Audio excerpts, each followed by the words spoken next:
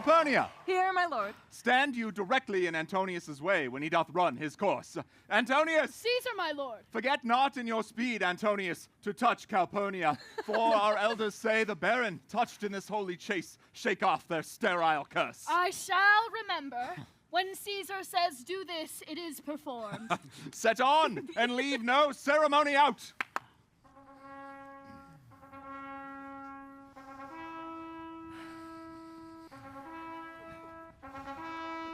Caesar! Who's there? Show Ah! yourself. Who calls? Bid every noise be still. Peace. Yet again. Who is it in the press that calls on me? I hear a tongue shriller than all the music cry, Caesar. Speak! Caesar is turned to hear. Beware the Ides of March. What man is that? A soothsayer bids you beware the Ides of March.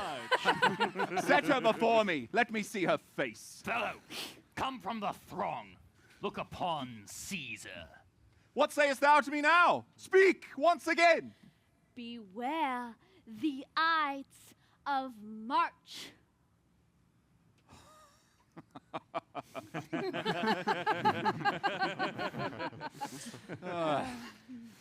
She is a dreamer. Let us leave her. Pass.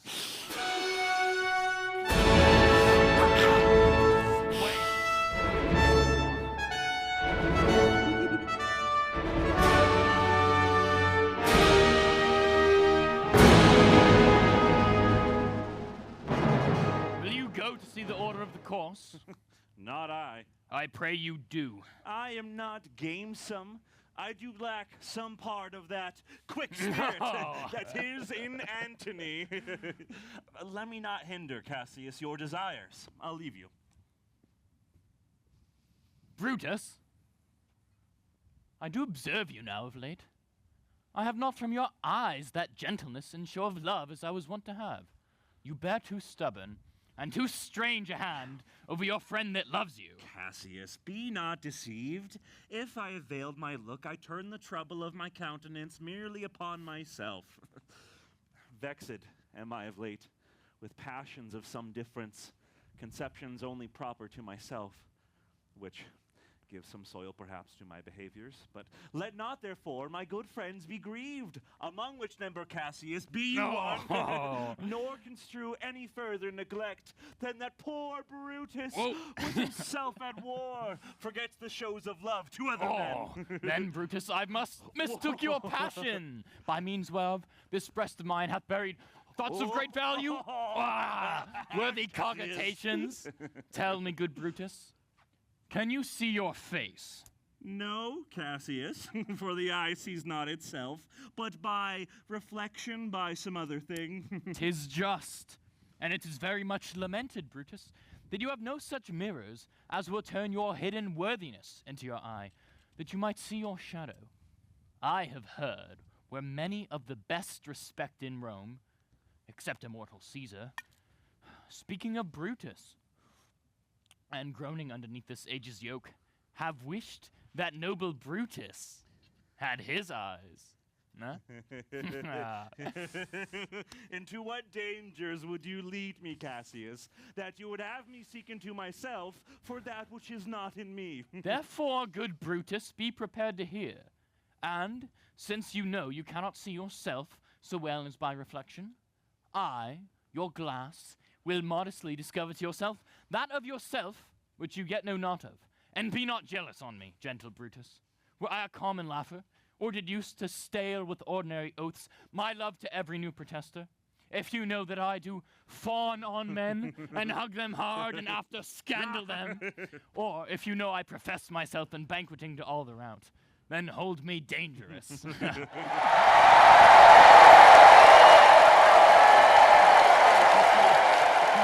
Caesar for their king. Aye. Do you fear it? Then must I think you would not have it so. I would not, Cassius.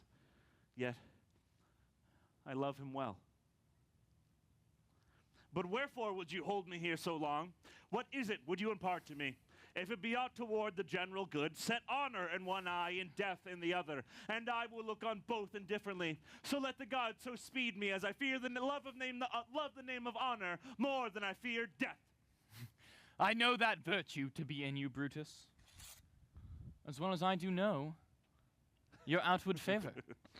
Well, honor is the subject of my story. I cannot tell what you and other men think of this life, but for my single self, I had as lief not be as live to be in awe of such a thing as I myself. I was born free as Caesar. So were you. We both have fed as well. We can both endure the winter's cold as well as he. For once, upon a raw and gusty day, the troubled Tiber chafing with her shores, Caesar said to me, "Darest thou, Cassius, now leap in with me into this angry flood and swim to yonder point upon the word, accoutred as I was?" I plunged in and bade him follow. But ere we could arrive at the point proposed, Caesar cried, "Help me, Cassius, or I sink." I, as Aeneas, our great ancestor, did from the flames of Troy upon his shoulder the old Anchises bear, so from the waves of Tiber did I the tired Caesar. And this man is now become a god, and Cassius is a wretched creature, and must bend his body if Caesar carelessly but nod on him. Do you believe that these applauses are for some new honors that are heaped on Caesar? Why, man, he doth bestride the narrow world like a colossus, and we, petty men, walk under his huge legs and peep about to find ourselves dishonorable graves. Men at some time are masters of their fates. The fault, dear Brutus, is not in our stars, but in ourselves, that we are underlings. Brutus and Caesar. What should be in that Caesar? Why should that name be sounded more than yours? Upon what meat doth this our Caesar feed, that he is grown so great? Age, thou art shamed. Rome, thou hast lost the breed of noble bloods. When went there by an age since the great flood? But it was famed with more than with one man.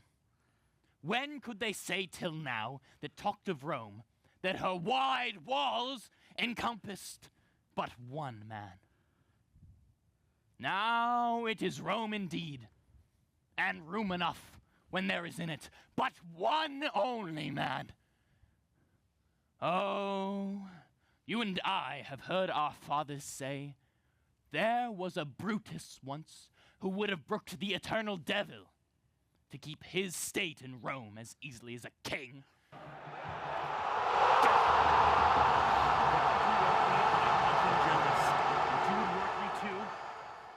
I have some aim.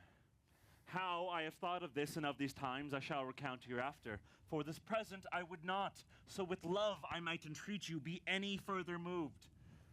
What you have said I will consider. And what you have to say I will with patience hear, and find a time both to hear and answer such high things. Till then, my noble friend, chew upon this. Brutus had rather be a villager than repute himself a son of Rome under these hard conditions as this time is like to lay upon us. I am glad that my weak words have struck but thus much show of fire from Brutus. The games are done, and Caesar is returning. As they pass by, pluck Casca by the sleeve, and he will, after his sour fashion, tell you what hath proceeded worthy note today. I will do so. But look, you captains, the emperor's spotless glow on Caesar's brow, and all the rest is of a chidden train. Calpurnia's cheek is pale, and Cicero looks with such ferret and such fiery eyes as we've seen him in the Capitol being crossed in conference by some senators. Casca will tell us what the matter is. Antonius! Caesar, Let me have men about me that are fat, sleek-headed men, and such as sleep o' nights. Yond, Cassius has a lean and hungry look. He thinks too much. Such men are dangerous. Fear him not, Caesar. He is not dangerous. He's a noble Roman and well given. Would he were fatter! But I fear him not. Yet, if my name were liable to fear, I do not know the man I should avoid so soon as that spare Cassius. He reads much. He is a great observer, and he looks quite through the deeds of men.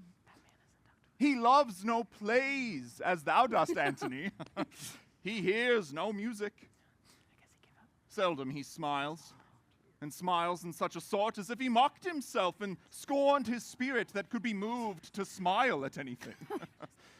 Oh, such men as he be never at heart's ease whilst they observe a greater than themselves, and therefore are they very dangerous. I rather tell thee what is to be feared than what I fear, for always I am Caesar. Come on my right hand, for this here is death, and tell me truly what thou thinkst of him.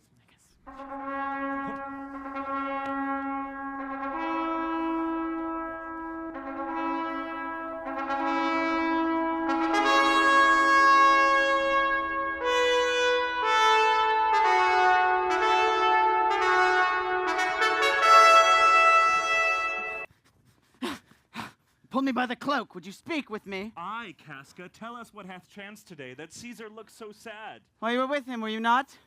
I should not then ask Casca what had chanced. Well, there was a crown offered him, and being offered him, he put it by with the back of his hand. Thus, and then the people fell, a-shouting. What was the second noise for? Why, for that too. They shouted thrice.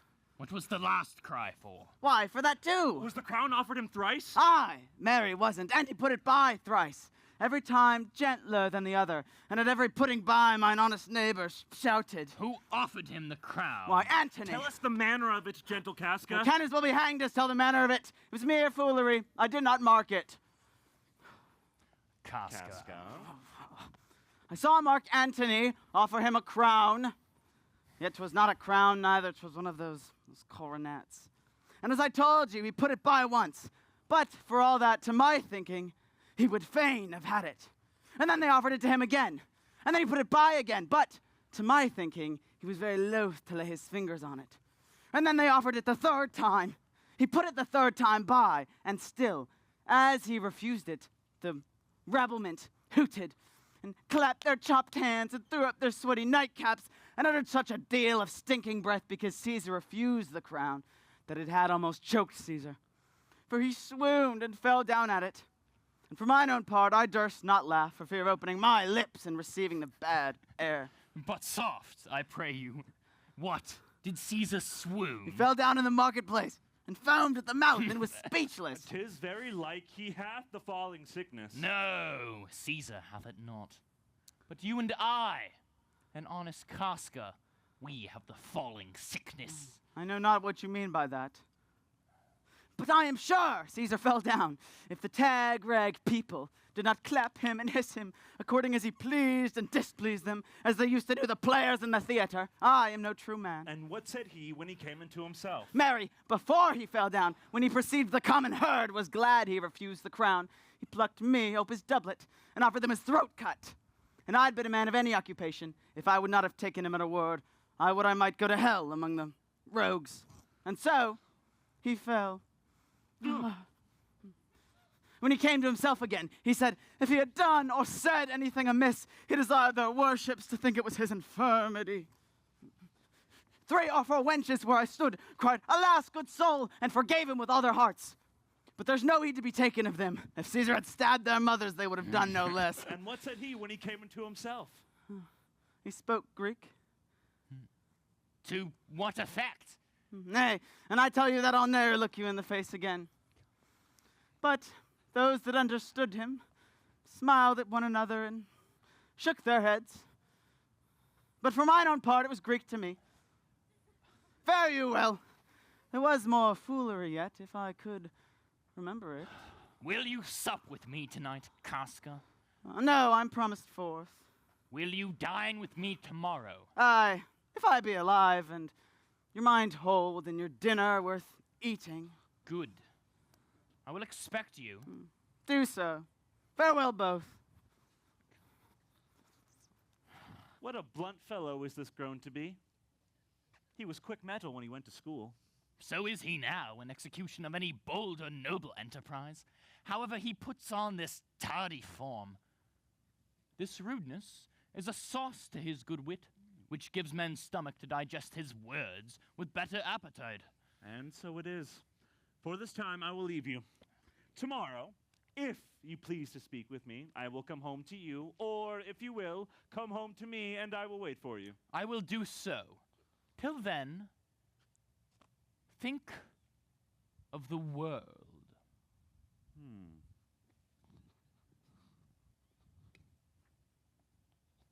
Well, Brutus, thou art noble, yet I see thy honorable metal may be wrought from that which it is disposed. Therefore, 'tis meet that noble minds keep ever with their likes, for who so firm that cannot be seduced? Caesar doth bear me hard, but he loves Brutus. If I were Brutus now when he were Cassius, he should not humor me. I will this night, in several hands in at his windows throw, as if they came from several citizens, writings, all tending to the great opinion that Rome holds of his name, wherein obscurely Caesar's ambition shall be glanced at. And after this, let Caesar seat him sure, for we will shake him, or worse days endure.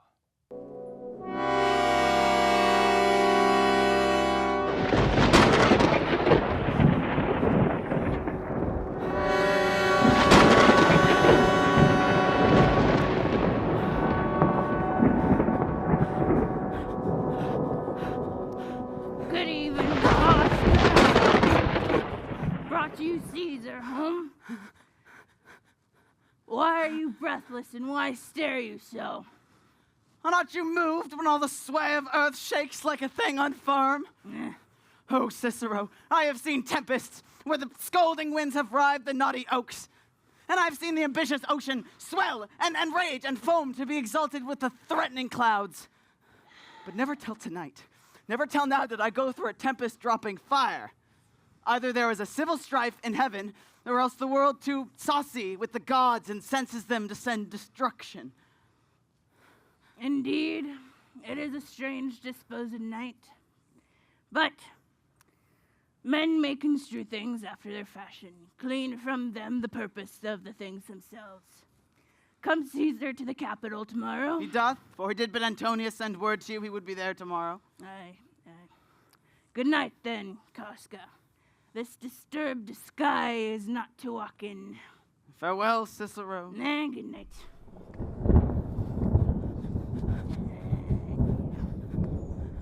Who's there? A Roman? Casca, by your voice? Your ear is good. Cassius, what night is this?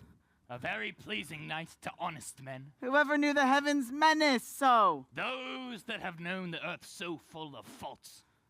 For my part, I have walked about the streets, submitting me unto the perilous night, and thus unbraced Casca, as you see, have bared my bosom to the thunderstone. And when the cross blue lightning seemed to open the breast of heaven, I did present myself, even in the aim and very flash of it. But wherefore did you so much tempt the heavens? It is the part of men to fear and tremble, when the most mighty gods by tokens send such dreadful heralds to astonish us. You are dull, Casca. And those sparks of life that should be in a Roman do you want, or else you use not. You look pale, and gaze, and put on fear, and cast yourself in wonder to see the strange impatience of the heavens. But if you would consider the true cause, why all these fires? Why all these gliding ghosts? Why birds and beasts from quality and kind? Why old men, fools, and children calculate? Why all these things change from their ordinance, their natures, and preformed faculties to monstrous quality? Why you shall find that heaven hath infused them with these spirits to make them instruments of fear and warning unto some monstrous state. Now could I, Casca, name to thee a man most like this dreadful night, that thunders, lightens, opens graves, and roars, as doth the lion in the Capitol. A man no mightier than thyself, or me in personal action, yet prodigious grown, and fearful, as these strange eruptions are. 'Tis Caesar that you mean, is it not, Cassius? Let it be who it is. For Romans now have thews and limbs like to their ancestors, but woe the while! Our fathers' minds are dead, and we are governed with our mothers' spirits. Our yoke and sufferance shows us womanish. Indeed, they say the senators tomorrow mean to establish Caesar as a king, and he shall wear his crown by sea and land in every place save here in Italy. Then I know where I will wear this dagger then. Cassius from bondage will deliver Cassius. Therein, ye gods, you make the weak most strong. Therein, ye gods, you tyrants do defeat.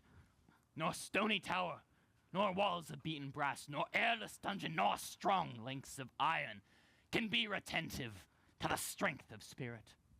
But life, being weary of these worldly bars, never lacks power to dismiss itself.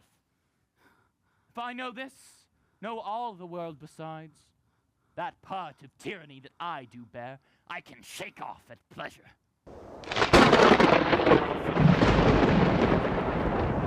So can I. So every bondman in his hand bears the power to cancel his captivity. And why should Caesar be a tyrant?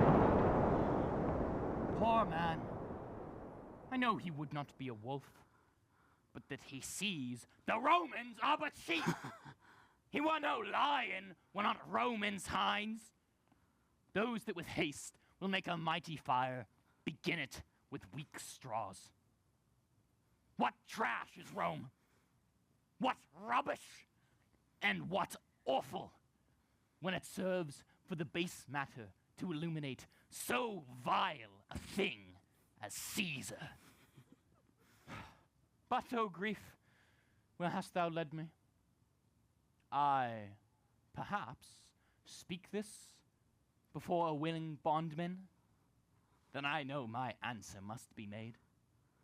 But I am armed, and dangers are to me indifferent. You speak to Casca, and to such a man that is no fleering telltale. Hold my hand, be factitious for redress of all these griefs, and I will set this foot of mine as far as who goes farthest. There's a bargain made. Now know you, Casca, I have moved already some certain of the noblest minded Romans to undergo with me an enterprise of honorable dangerous consequence. Be you content. Good Casca, take this paper, and look you lay it in the praetor's chair, where Brutus may but find it. Throw this in at his window, set this up with wax upon old Brutus's statue. All this done, repair to Pompey's porch, where you shall find me. Come, Casca, we will yet ere day see Brutus at his house. 3 parts of him is ours already, and the man entire, upon the next encounter, yields him ours.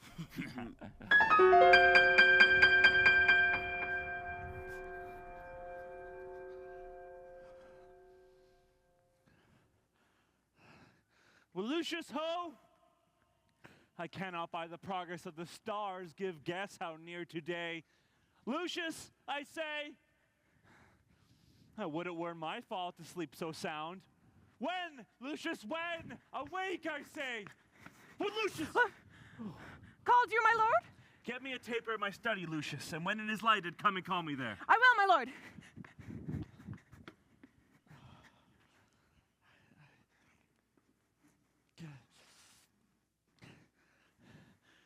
It must be by his death. And for my part, I know no personal cause to spurn at him but for the general. He would be crowned. How might that change his nature? There's the question. It is the bright day that brings forth the adder that craves wary walking. Crown him that, and then I grant we put a sting in him that at his will he made you danger with. The abuse of greatness is when it disjoins remorse from power. And to speak truth of Caesar, I have not known when his affection swayed more than his reason. But 'tis a common proof that lowliness is a young ambition's ladder, whereto the climber upward turns his face. But when he once attains the utmost round, he then into the ladder turns his back, looking in the clouds, scorning the base degrees by which he did ascend. So Caesar may, and lest he may prevent. And since the quarrel will bear no color for the thing he is, fashion it thus, that what he is, augmented, would run to these and these extremities, and therefore think him a serpent's egg, which hatched would, as his kind, grow mischievous, and kill him in the shell. The taper burneth in your closet, sir. Searching the window for a flint, I found this paper, thus sealed up, and I am sure it did not lie there when I went to bed. Get you to bed again, it is not yet day. Is not tomorrow, boy, the Ides of March? I know not, sir. Look in the calendar and bring me word. I will, sir. The exhalations whizzing in the air give so much light that I may read by them. Brutus, thou sleepest. Awake and see thyself. Shall Rome and etc. speak, strike, redress. Brutus, thou sleepest. Awake. Such instigations have been often dropped where I pick them up. Shall Rome and etc. Thus I must piece it out. Shall Rome stand under one man's awe? What Rome? My ancestors did from the streets of Rome the Tarquin drive when he was called a king. Speak, strike, redress. Am I entreated to speak and strike? O Rome, I make thee promise, if the redress will follow, thou receivest thy full petition at the hand of Brutus. Sir, March is wasted 15 days. 'Tis good. Go to the gate, somebody knocks.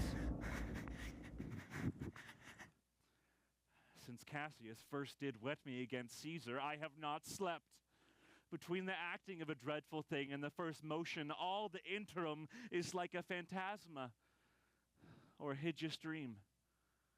The genius and the mortal instruments are then in council, and the state of man, like to a little kingdom then, suffers the nature of an insurrection. Sir, 'tis your brother Cassius at the door who doth desire to see you. Let him enter.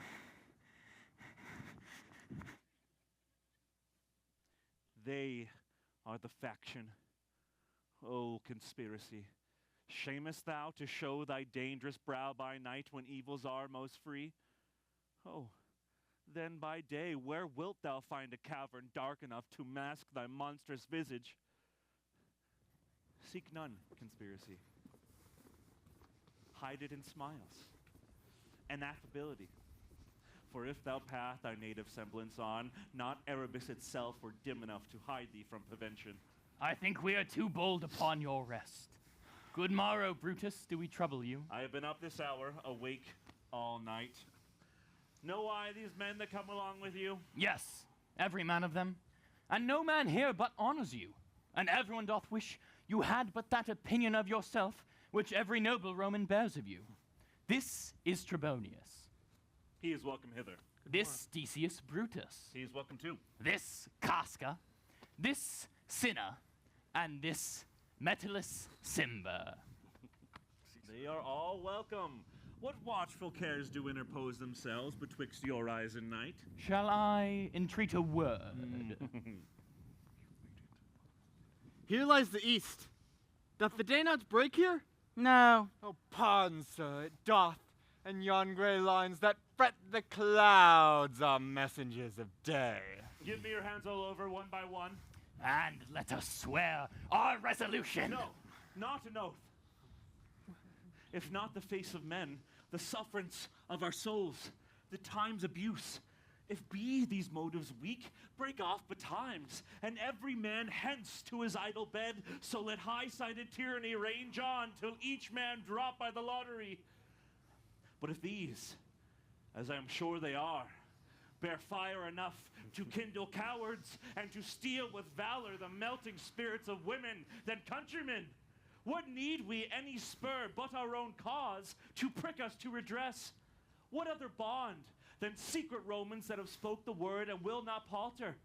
And what other oath than honesty? To honesty engaged this shall be, or will we fall for it? Yeah! Swear priests and cowards, men cautelous, old feeble carrions, and such suffering souls that welcome wrongs unto such bad causes, swear these creatures as men doubt. But do not stain the even virtue of our enterprise, nor the insuppressive metal of our spirits, to think that our cause or our performance did need an oath, when every drop of blood that every Roman bears, and nobly bears, is guilty of a several bastardly, if he do break the smallest particle of any promise that hath passed from him. Shall no man else be touched but only Caesar? Decius, well urged. I think it is not meet Mark Antony, so well beloved of Caesar, should outlive Caesar.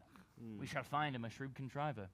And you know his means, if he improve them, may well stretch so far as to annoy us all. Which to prevent, let Antony and Caesar fall together. Will seem too bloody, Caius Cassius, to cut the head off and hack the limbs like wrath in death and envy afterwards. For Antony is but a limb of Caesar. Let us be sacrificers, not butchers, Caius. We all stand up against the spirit of Caesar, and in the spirit of men there is no blood. Oh, that we would then come by Caesar's spirit, but not dismember Caesar. But alas, Caesar must bleed for it. And gentle friends, let's kill him boldly, but not wrathfully. Let's carve him as a dish fit for the gods, not hew him as a carcass fit for hounds. And let our hearts, as subtle masters do, stir up their servants to an act of rage, and after seem to chide them. This shall mark our purpose necessary, not envious, which so appearing to the common eyes, we shall be called purgers, not murderers. For Mark Antony, think not of him, for he can do no more than Caesar's arm when Caesar's head is off. And yet I fear him, for in the engrafted love he bears to Alas, Caesar. good Cassius, do not think of him, for if he loves Caesar, all he can do is to himself take thought and die for Caesar. And that were much he should, for he is given to sports, to wildness, and much company. There is no that. fear in him. Let him not die, for he will live and laugh at this hereafter. The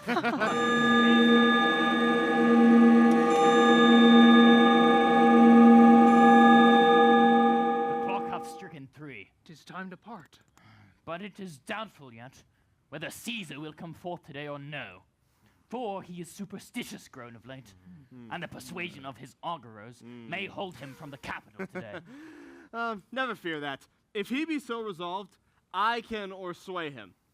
Let me work, for I can give his humor the true bent, and I will bring him to the capital. Nay, we will all of us be there to fetch him. 8 hours, that the uttermost. Be that the uttermost, and fail not then. We'll leave you, Brutus. And friends, disperse yourselves, but all remember what you have said, and show yourselves true Romans. Gentlemen, look fresh and merrily. Let not our looks put on our purpose, but bear it as our Roman actors do, with untired spirits and formal constancy. And so, good morrow to you, everyone.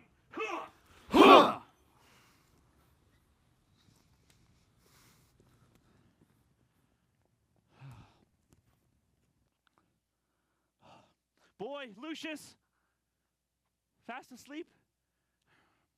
It is no matter. Enjoy the honey-heavy dew of slumber. Thou hast no figures, nor no fantasies which busy care draws in the brains of men. Therefore thou sleep so sound. Brutus, my lord. Portia, what mean you? Wherefore rise you now? It is not for your health. thus to commit your weak condition to the raw cold morning. Nor for yours neither. You've ungently, Brutus, stole from my bed. And yesternight at supper, you suddenly arose and walked about, musing and sighing with your arms across. And when I asked you what the matter was, you stared upon me with ungentle looks. I urged you further, then you scratched your head and too impatiently stamped with your foot, yet I insisted. Yet you answered not, but with an angry wafture of your hand gave sign for me to leave you. So I did, fearing to strengthen that impatience which seemed too much enkindled, withal hoping it was but an effect of humor, which sometime hath its hour with every man. It will not let you eat, nor talk, nor sleep. And could it work so much upon your shape as it hath much prevailed on your condition? I should not know you, Brutus. Dear my lord, make me acquainted with your cause of grief. I am not well in health, and that is all. Brutus is wise, and were he not in health, he would embrace the means to come by it. Why, so I do. Good Portia, go to bed. Is Brutus sick? And is it physical to walk unbraced and suck up the humors of the dank morning? What?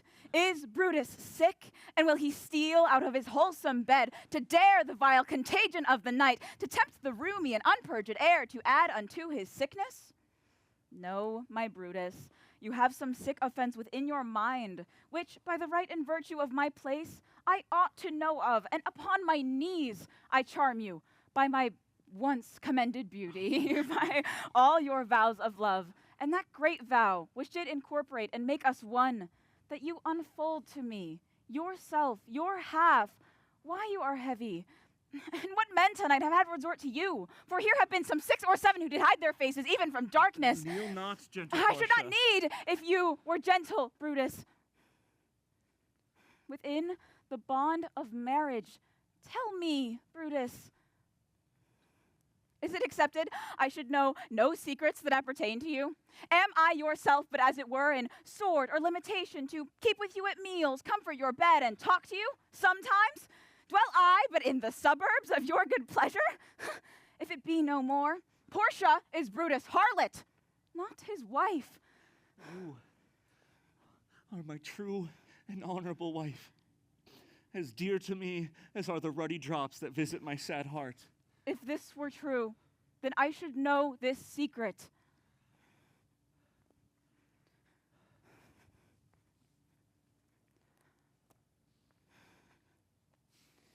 I grant I am a woman, but withal a woman that Lord Brutus took to wife. I grant I am a woman, but withal a woman well reputed, Cato's daughter. Think you I am no stronger than my sex, being so fathered and so husbanded? Tell me your counsels. I will not disclose them. I have made strong proof of my constancy, giving myself a voluntary wound here in the thigh. Portia, Can I bear that with patience and not my husband's secrets?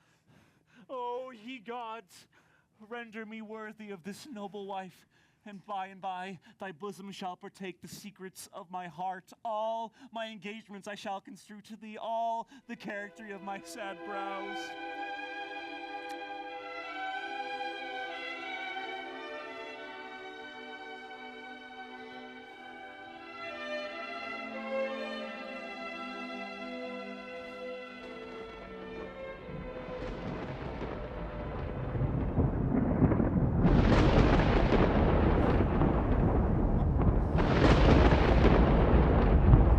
Nor heaven nor earth have been at peace tonight. Thrice hath Calpurnia in her sleep cried out, "Help ho, they murder Caesar." Who's within? My lord? Go bid the priests do present sacrifice, and bring me their opinions of success. I will, my lord. What mean you, Caesar? Think you to walk forth? You shall not stir out of your house today. Caesar shall forth. The things that threatened me ne'er looked but on my back. When they shall see the face of Caesar, they are vanishing. Caesar!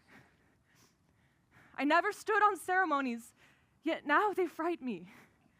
There is one within, besides the things that we had heard and seen, recounts most horrid sights seen by the watch. A lioness hath whelped in the streets, and graves have yawned and yielded up their dead. Fierce Fiery warriors fight upon clouds in ranks and squadrons, and right form of war, which drizzled blood upon the capital. The noise of battle hurtled in the air. Horses did neigh, and dying men did groan, and ghosts did shriek and squeal about the streets. Oh, Caesar! These things are beyond all use, and I do fear them. What can be avoided whose end is purposed by the mighty gods? Yet Caesar shall go forth, for these predictions are to the world in general as to Caesar. When beggars die, there are no comets seen. The heavens themselves blaze forth the death of princes. Cowards die many times before their deaths. The valiant never taste of death but once. Of all the wonders I yet have heard, it seems to be most strange that men should fear, seeing that death, a necessary end, will come when it will come. What say the augurers? They would not have you to stir forth today. Plucking the entrails of an offering forth, they could not find a heart within the beast. Oh, the gods do this in shame of cowardice. Caesar should be a beast without a heart if he should stay at home today for fear. No, Caesar shall not. Danger knows full well that Caesar is more dangerous than he. We are two lions littered in one day, and I, the elder and more terrible, and Caesar shall go forth. Alas, my lord, your wisdom is consumed in confidence. Do not go forth today. Call it my fear that keeps you in the house and not your own. We'll send Mark Antony to the Senate House, and he shall say you are not well today. Let me upon my knee prevail in this.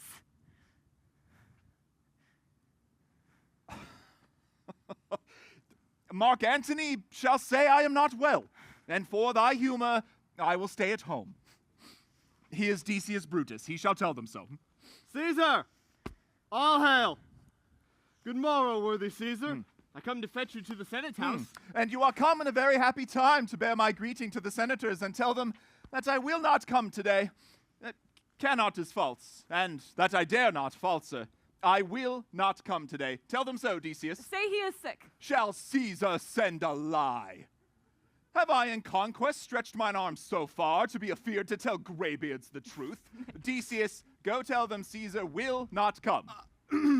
Most mighty Caesar, let me know some cause, lest I be laughed at when I tell them so. The cause is in my will. I will not come. That is enough to satisfy the Senate. But for your private satisfaction, because I love you, I will let you know. Calpurnia here, my wife, stays me at home. She dreamt tonight she saw my statue, which like a fountain with 100 spouts did run pure blood. And many lusty Romans came smiling and did bathe their hands in it. And these does she apply for warnings and portents and evils imminent. And on her knee hath begged that I will stay at home today. Oh, this dream is all misinterpreted. It was a vision, fair and fortunate. Your statue, spouting blood in many pipes, in which so many smiling Romans bathed, signifies that from you, great Rome shall suck reviving blood, and that great men shall press for tinctures, stains, relics, and cognizance. This by Calpurnia's dream is signified.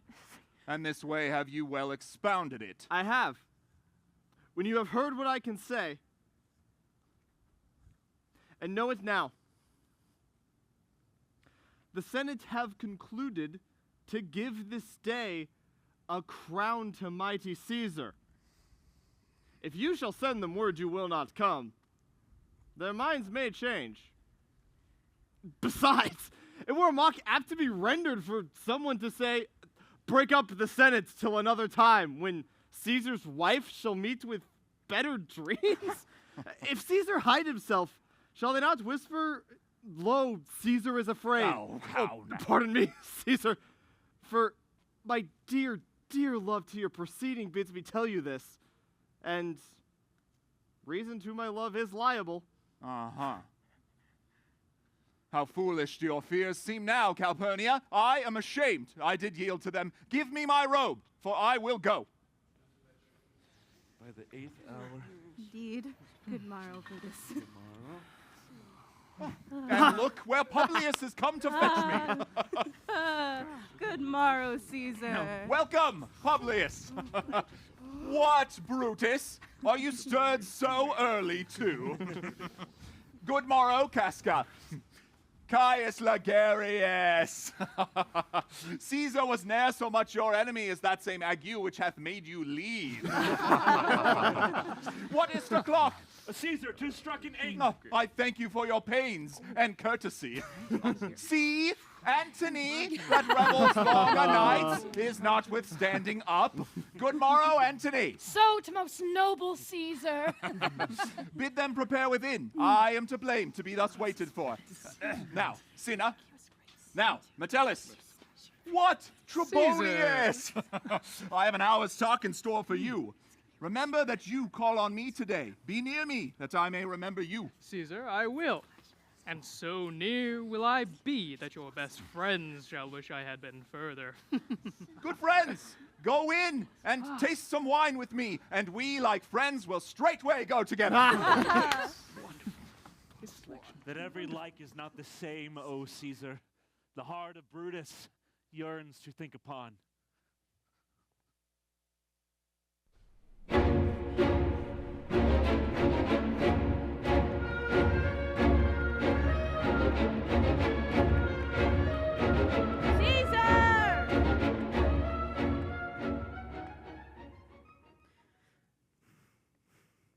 Beware of Brutus. Take heed of Cassius.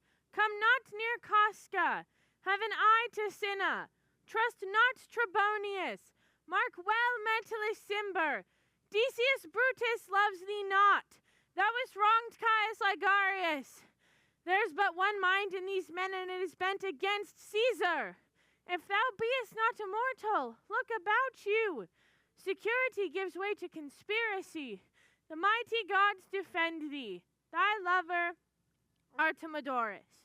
And here will I stand till Caesar pass along, and as a suitor will I give him this. My heart laments that virtue cannot live out of the teeth of emulation. If thou reads this, O Caesar, thou mayest live. If not, the fates with traitors do contrive. I prithee, boy. Run to the Senate house. See not to answer me, but get thee gone. Why dost thou stay? To know my errands, madam. I would have had thee there and here again, ere I can tell thee what thou shouldst do there. Oh, Constancy, be strong upon my side. Set a huge mountain between my heart and tongue. I have a man's mind, but a woman's might. How hard it is for women to keep counsel. Art thou here yet? Madam, what should I do? Run to the capital and nothing else? And so return to you and nothing else? Yes. Bring me word, boy, if thy lord look well, for he went sickly forth. Oh, and take good note what Caesar doth, what suitors press to him. Hark, boy. What noise is that?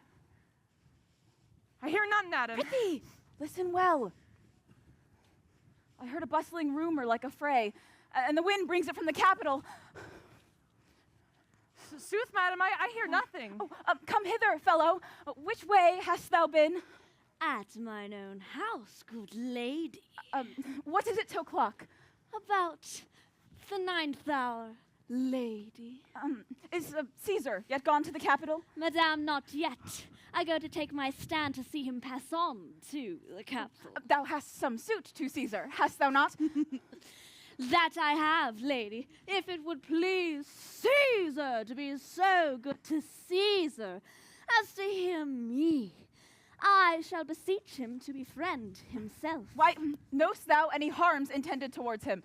None that I know will be, much that I fear may chance. Good morrow to you. Here the street is narrow.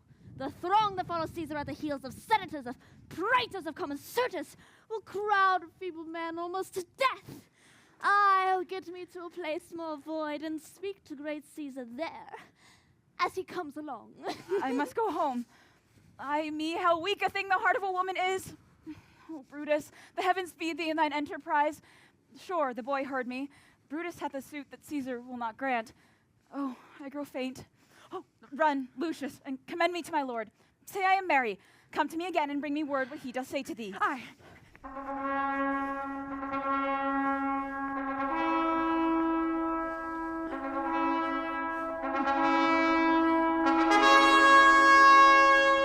The Ides of March are come.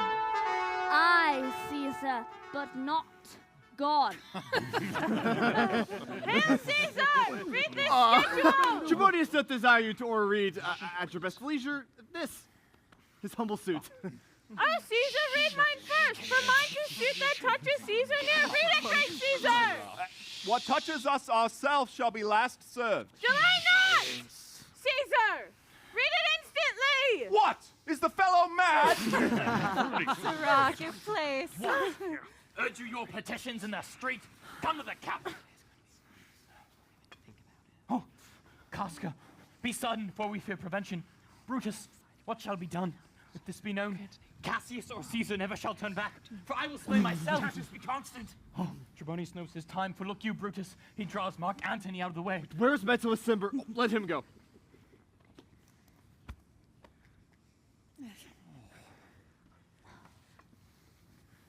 And presently prefer his suit to Caesar. He's addressed, press near and second him. Casca, you are the first that rears your hand. Are we all ready? What is now amiss that Caesar and his Senate must redress? Most high, most mighty, and most puissant Caesar, Metellus Cimber throws before thy seat an humble heart. I must prevent thee, Cimber. These couchings and these lowly courtesies might fire the blood of ordinary men and turn preordinance and first decree into the law of children. Be not fond to think that Caesar bears such rebel blood that will be thawed from the true quality with that which melteth fools. I mean, sweet words, low, crooked curtsies, and base spaniel fawning. Thy brother, by decree, is banished. If thou dost bend and pray and fawn for him, I spurn thee like a cur out of my way. No, Caesar dost not wrong, nor without cause will he be satisfied. Is there no voice more worthy than my own, to sound more sweetly in great Caesar's ear for the repealing of my banished brother?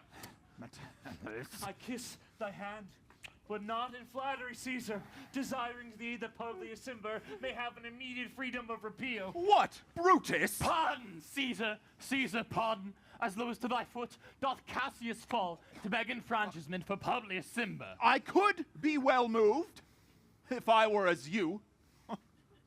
If I could pray to move, prayers would move me. But I am constant as the northern star, of whose true fixed and resting quality there is no fellow in the firmament. Oh, the skies are painted with unnumbered sparks. Oh, they are all fire, and every one doth shine. But there's but one in all doth hold his place. So in the world, 'tis furnished well with men, and men are flesh and blood, and apprehensive. Yet in the number I do know but one that unassailable holds on his rank, unshaked of motion, and that I am he. Let me a little show it, even in this, that I was constant Cimber should be banished, and constant do remain to keep him so. Oh, Caesar! Hence, wilt thou lift up Olympus? Great Caesar! Doth not Brutus bootless kneel? Speak hands for me!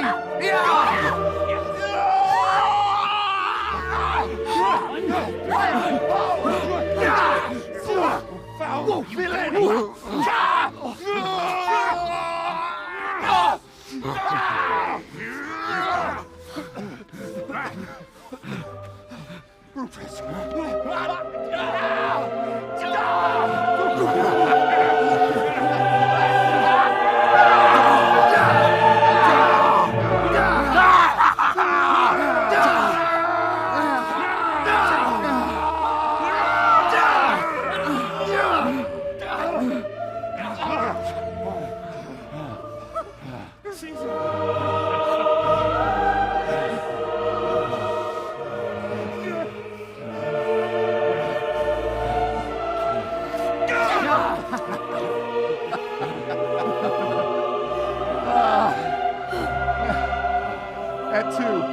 Liberty! Then fall Caesar!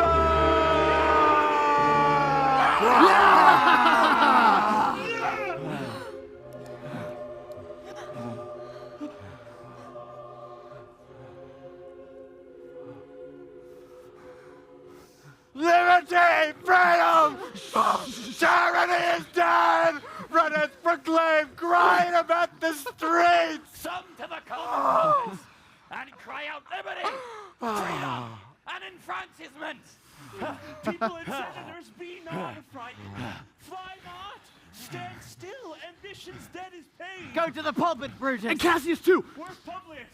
Here, quite confounded with this mutiny! Stand fast together, lest some friend of Caesar's attack. Ah. Publius, good cheer.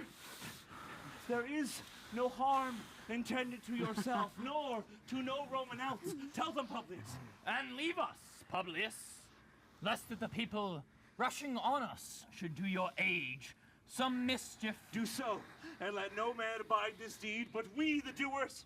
I.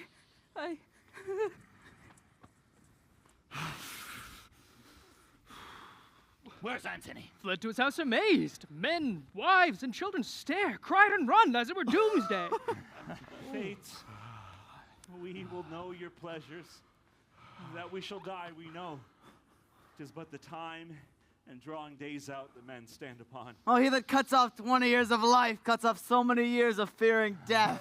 And then is death a benefit? So, we are Caesar's friends that have abridged his time fearing death. Stoop, Romans. Stoop. Let us bathe our hands in Caesar's blood up to the elbows and besmear our swords. Then walk we forth even to the marketplace, waving our red weapons over our heads. Let us all cry out peace, freedom, and liberty! Yeah! Stoop then and wash.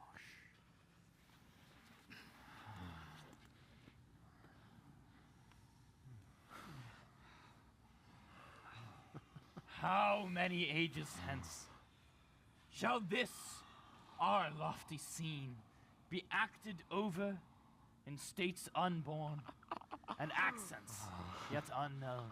How many times shall Caesar bleed in sport, now that on Pompey's bases lies along no worthier than the dust? So oft as that shall be, so often shall the not of us be called the men that gave their country liberty! Yeah! What? Shall we forth? Aye, every man away. Brutus shall lead, and we will grace his heels with the most boldest and best hearts of Rome. Yeah! But here comes Antony. Welcome, Mark Antony.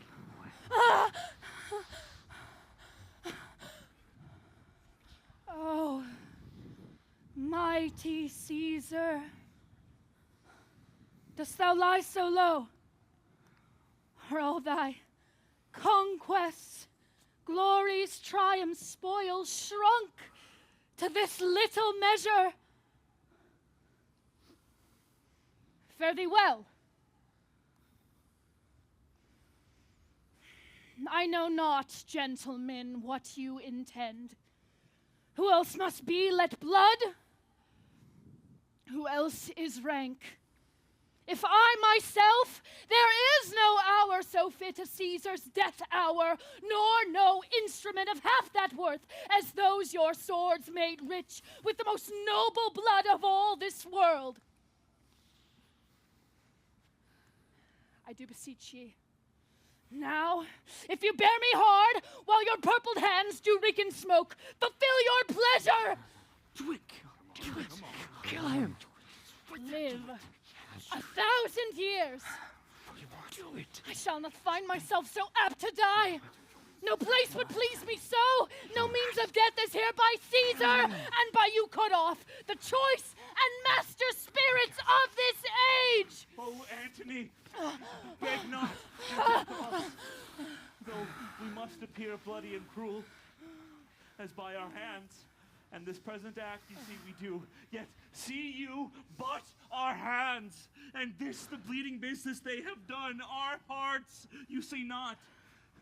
They are pitiful, and pity to the general wrong of Rome.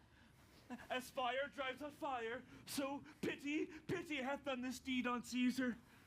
For your part, to our swords have led in points, Antony, our arms unstrung of malice, and our hearts, as brothers tempered, do receive you in with all kind love, good thoughts, and reverence. Your voice shall be as strong as any man's in the disposing of new dignities. Only be patient till we have appeased the multitudes besides themselves with fear. Then we shall deliver you the cause. Why, I, who did love Caesar when I struck him, have then proceeded.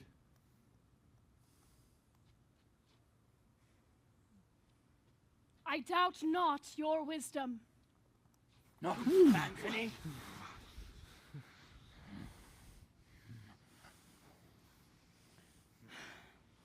Let each man render me his bloody hand. Ow!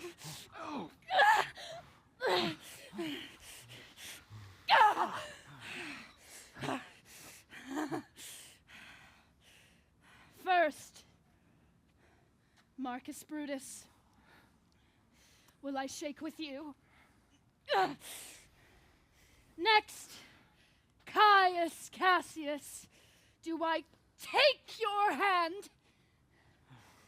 Now, Decius Brutus, yours. Now yours, Metellus. Yours, Cinna. And my valiant Casca, yours. Though last, not least in love, yours, good Trebonius.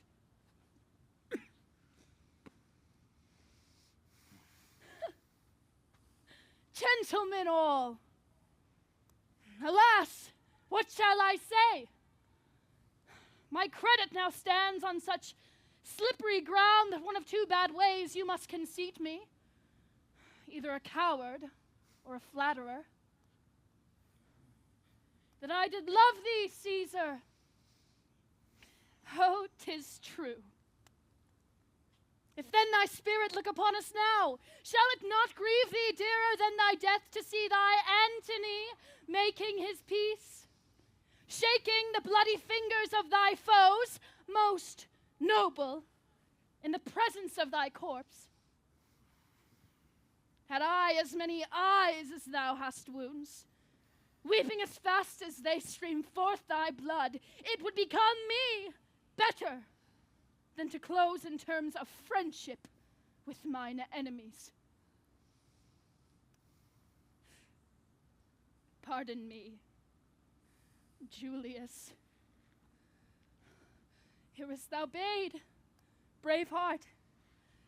Here didst thou fall, and here thy hunters stand, signed in thy spoil and crimsoned in thy leaf. O world, now wast the forest to this heart, and this indeed, O world, the heart of thee. How like a deer strucken by many princes dost thou now here lie. Mark Antony, consider Pardon me, Caius Cassius. The enemies of Caesar shall say so. Thus, in a friend, it is called modesty. I blame you not for praising Caesar so. But what compact mean you to have with us? Will you be pricked in number of our friends, or shall we on and not depend on you? Wherefore I took your hand, but was indeed swayed from the point by looking down on Caesar. Friends, am I with you all, and love you all, upon the hope that you shall give me reasons why and wherein when Caesar were dangerous. Or else were this a savage spectacle? Yea, Our Brutus. reasons are so full of good regard that you, Mark Antony, were the son of Caesar. You should be satisfied. That's all I ask. And am moreover suitor that I may produce his body unto the marketplace. And in the pulpit, as becomes a friend, speak in the order of his funeral. Mark Antony. Brutus, a word with you. You know not what you do. Do not consent that Antony speak in his funeral. Know you how much the people may be moved by that which you utter? By your pardon, I will myself unto the pulpit first, and show the reason of our Caesar's death. When Antony shall speak, I will protest. He speaks by leave and by permission, and that we are contented, Caesar shall be granted all true rights and lawful ceremonies. This shall advantage more than do us wrong. I know not what may fall. I like it not. Mark Antony, here, take you Caesar's body. You shall not, in your funeral speech, blame us, but speak all good you can devise of Caesar, and say you do it by our permission. Else, you shall have no hand at all about his funeral, and you shall speak in the same pulpit whereunto I'm going after my speech has ended. Be it so. I do desire no more. Prepare the body then, and follow us.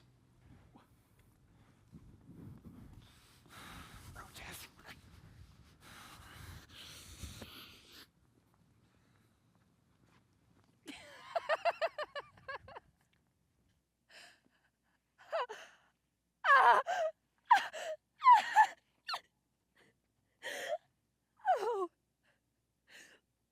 pardon me, thou bleeding piece of earth, that I am meek and gentle with these butchers. Thou art the ruins of the noblest man that ever lived in the tide of times. Woe to the hand that shed this costly blood!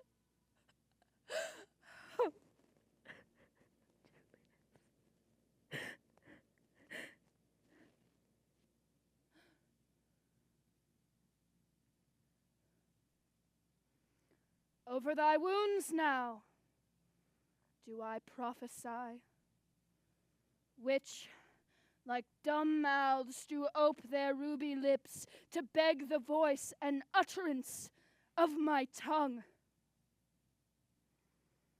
A curse shall light upon the limbs of men. Domestic fury and fierce civil strife shall cumber all the parts of Italy. Blood and destruction shall be so in use, and dreadful objects so familiar, that mothers shall but smile when they behold their infants quarter with the hands of war, all pity choked with custom of fell deeds. And Caesar's spirit, ranging for revenge, with Aute by his side come hot from hell, shall in these confines with a monarch's voice cry havoc, and let slip the dogs of war, that this foul deed shall smell above the earth with carrion men groaning for burial. You serve Octavius Caesar, do you not? I do, Mark Antony. Caesar did write for him to come to Rome. He did receive his letters and is coming, and bid me say to you by word of mouth. Oh, Caesar! Get thee apart! Get thee apart and weep! Passion I see is catching, for mine eye, seeing those beads of sorrow stand in thine, began to water. Is thy master coming? He lies tonight within 7 leagues of Rome. Post back with speed, and tell him what hath chanced. Here is a mourning Rome, a dangerous Rome, no Rome of safety for Octavius yet. Hie hence and tell him so. Yet, stay a while. Thou shalt not back until I borne this corpse into the marketplace. There shall I try, in my oration, how the people take the cruel issue of these bloody men. According to the which thou shalt escort to young Octavius of the state of things. Lend me your hands.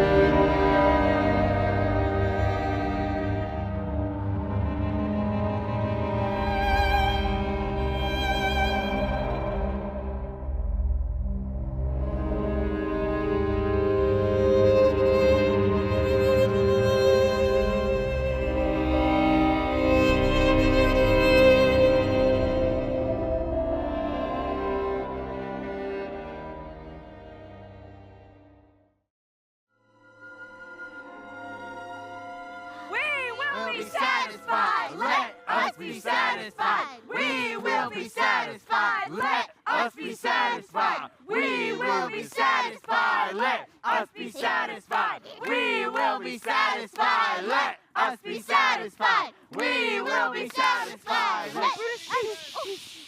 Cassius, go into the other street and part the numbers. Those that will hear me speak, let them stay here.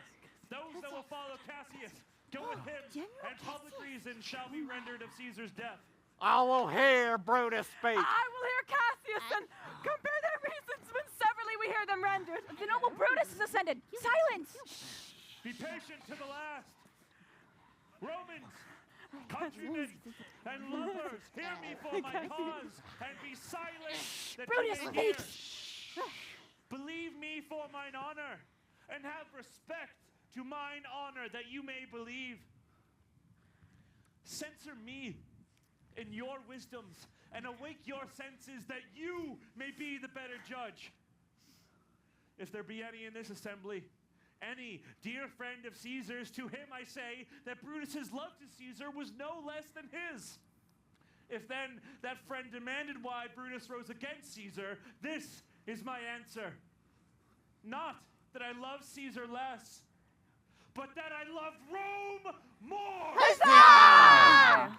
Had you rather Caesar were living, Nay. to die all slaves? Nay. Nay, That nay. Caesar were dead, to live all free men. Aye. As Caesar loved me, I weep for him. As he was fortunate, I rejoice at it. As he was valiant, I honor him. But as he was ambitious, I slew him. There's tears for his love, joy for his fortune, honor for his valor, and death for his ambition. Who is here so base that would be a bondman? If any speak, for him have I offended. You offended? Who is here so rude that would not be a Roman? If any speak, for him have I offended. You offended?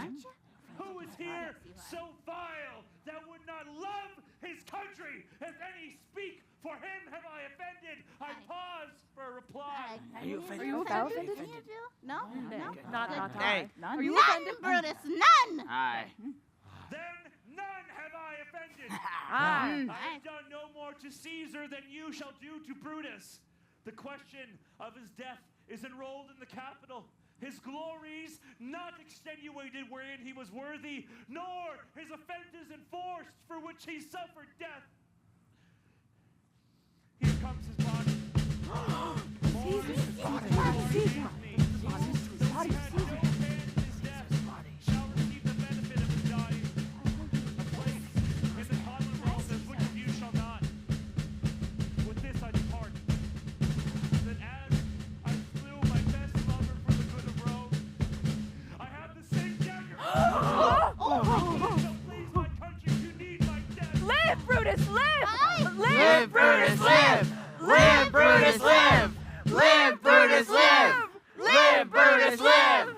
Live, Brutus, live! Bring him with triumph home unto his house. Give him a statue with his hands. Let him be Caesar. Caesar's benepont shall be crowned in Brutus. We'll bring him to his house with shouts and clamors. Aye. Peace, silence. Brutus speaks.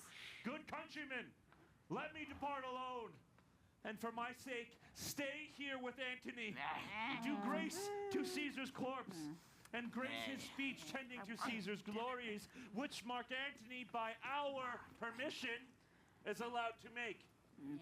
I do entreat you, not a man depart, save I alone, till Antony have spoke. Stay ho and let us hear Mark Antony. Let him go up into the public chair. We'll hear him. Noble Antony, go up. For Brutus' sake, I am beholden to you. Now what does he say of Brutus? He says, for Brutus' sake, he finds himself beholding to us all. For best he speak no harm of Brutus here. Aye. This Caesar was a tyrant. Nay, that's certain. We're blessed that Rome is rid of him. Peace! Let us hear what Antony can say. You gentle Romans, Let us hear him. Let us hear him. Let us hear him. Let us hear him. Let us. Romans, countrymen, lend me your ears. I come to bury Caesar, not to praise him. The evil that men do lives after them. The good is oft interred with their bones, so let it be with Caesar. The noble Brutus hath told you Caesar was ambitious. If so, it were a grievous fault. And grievously hath Caesar answered it. Here, under leave of Brutus and the rest, for Brutus is an honorable man. Aye. So are they all honorable men. Aye. Come I to speak at Caesar's funeral.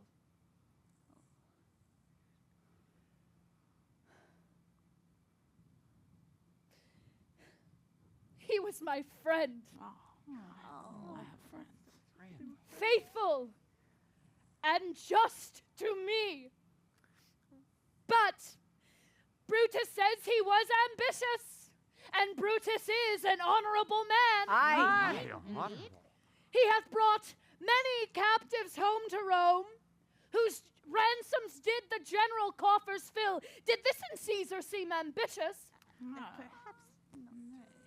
When the poor hath cried, Caesar hath wept.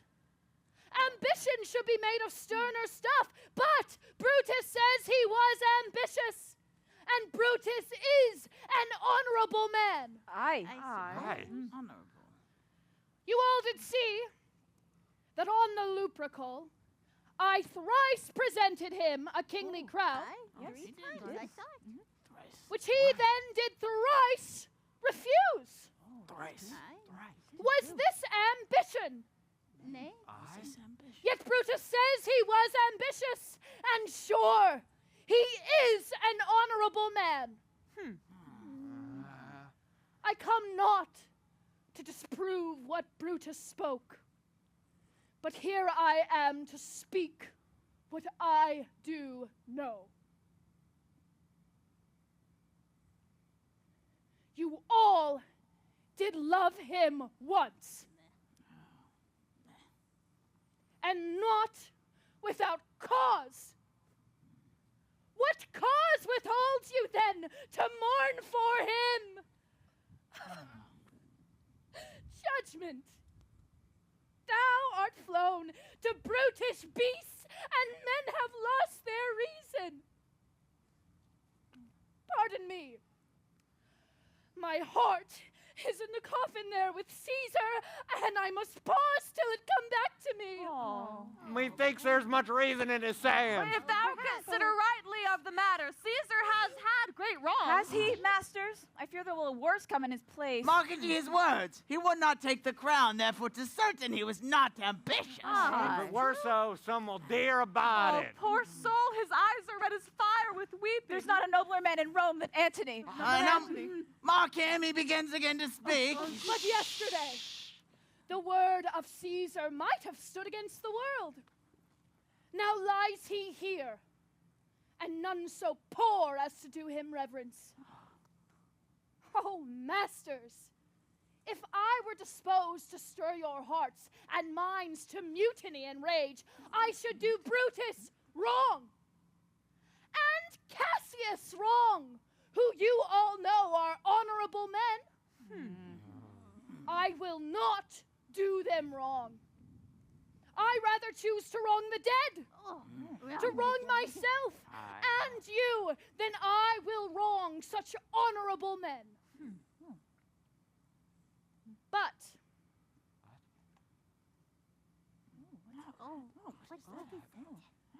here is a parchment. With the seal of Caesar. I found it in his closet. 'Tis his will. His will? His will? Caesar's will? Caesar's will. Let the commons hear this testament, which, pardon me, I do not mean to read. And they would go and kiss dead Caesar's wounds, and dip their napkins in his sacred blood. Yea, beg a hair of him for memory, and dying mention it within their wills, bequeathing it a rich legacy unto their issue. We'll hear the will. Read it, Mark Antony. Aye. Read the will. Read the will. Oh, yeah. Read the will. Read the will. Read the will. Read the will. Read the will. Read the will. Have patience, gentle friends. I must not read it. What cause? It does not meet you know how Caesar loved you. You are not wood, you are not stones, but men. And being men, hearing the will of Caesar, it will inflame you. It will make you mad. 'Tis good you know not that you are his heirs, for if you should, oh, what would come of it? Read the will. We'll hear it, Antony. You shall read us the will. Caesar's will. Will you be patient? Will. You stay a while? Oh, I have o'ershot myself to tell you of it. I fear I wrong the honorable men whose daggers have stabbed Caesar. Oh, I do fear it. They were traitors. Nay. Honorable men. The will, the testament. They were villains, murderers. The will. Read the will. Read the will. Read the will. Read the will. Read the will. Read the will. Read the will. Read the will.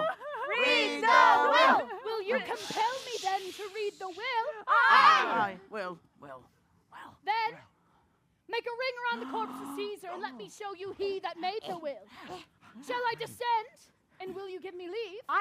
Calm down. Calm down. Calm down. Calm down. Thou shalt have leave. A ring, stand round. Stand from the hearse. Stand from the body. Room for Antony. Most noble Antony. Nay, press not so much upon me. Stand far off.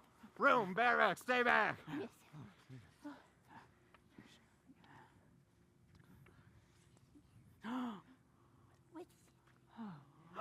If you have tears, prepare to shed them now. Caesar's mantle. You all do know this mantle.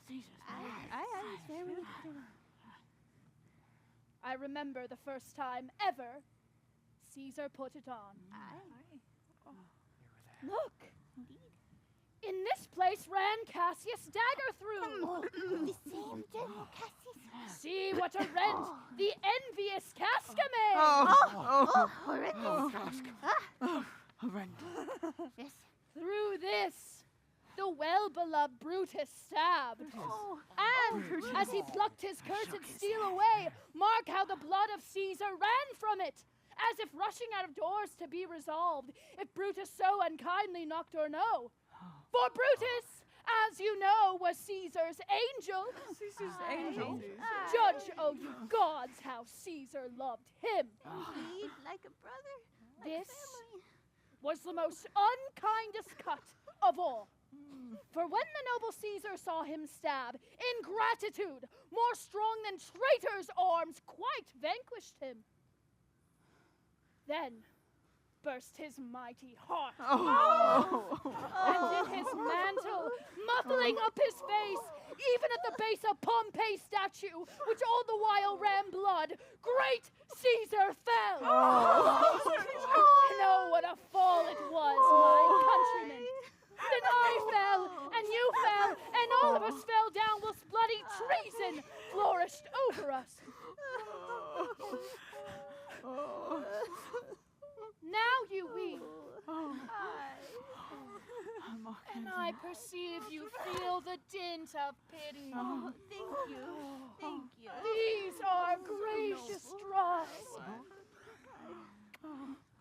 Kind souls, what weep you when you behold our Caesar's vesture wounded? Behold his body. Look, you here. Here is himself, mourn as you see with traitors. Piteous spectacle! Oh, traitors! The bloody sight! We will be revenged. We'll find We must take them out. Let's kill them. Get them out. Stay, countrymen. Be so, hear the noble Antony. Oh, we'll hear him. We'll follow him. We'll die with him. Stay, countrymen. Good friends, sweet friends. Let me not stir you up to such a sudden flood of mutiny. They that have done this deed are honorable. What private griefs they have, alas, I know not that made them do it. They are wise and honorable, and will no doubt with reasons answer you. Their reasons. I come not, friends, to steal away your hearts. I am no orator as Brutus is, but as you know me all, a plain, blunt man that love my friend, and that they know full well that gave me public leave to speak of him. For I have neither wit, nor words, nor worth, action, nor utterance, nor the power of speech to stir men's hearts. I only speak right on. I tell you what you yourselves do know. Show you sweet Caesar's wounds, poor dumb mouths, and bid them speak for me. But were I Brutus, and Brutus Antony, there were an Antony, would ruffle up your spirits and put a tongue in every wound of Caesar that should move the stones of Rome to rise and mutiny. I will mutiny. Mutiny! Mutiny! Mutiny! You Peace out. Here, Antony. You hear me speak? Here, Antony. Why, friends, you go to do you know not what. Wherein hath Caesar deserved your loves? Alas, you know not. I must tell you then. You forgot the will I told you of. Let us stay and hear the will. Hear the will. Hear the will. Hear the will. Hear the will. Hear the will. Hear the will. Here is the will. And, under Caesar's seal, to every Roman citizen he gives, to every several man, 75 drachmas. 75. His private arbors and new planted orchards. He has left them you and to your heirs forever to walk abroad and recreate yourselves. Here was a Caesar. When comes such another? Never. Away. We'll burn his body in the holy place, and with brands fire the traitors' houses. Dig up the body. Go fetch fire. Break down windows, forms, anything. Anything. Turn it down. Burn it down. Burn it down. Now let it work. Mischief thou art afoot. Take thou what course thou wilt. How now, fellow? Sir, Octavius is already come to Rome. Where is he? He and Lepidus are at Caesar's house. And thither will I straight to visit him. He comes upon a wish. Fortune is merry, and in this mood will give us anything.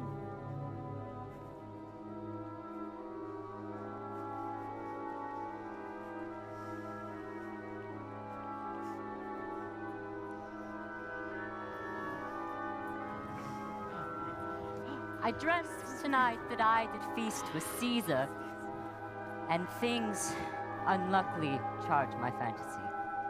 I have no will to wander forth the doors, yet something leads me forth. What's your name? Whither are you going? Where do you Are you dwell? a married man or a bachelor? Answer every man directly. I am Bravely. I am wisely. truly, you were best. What is my name?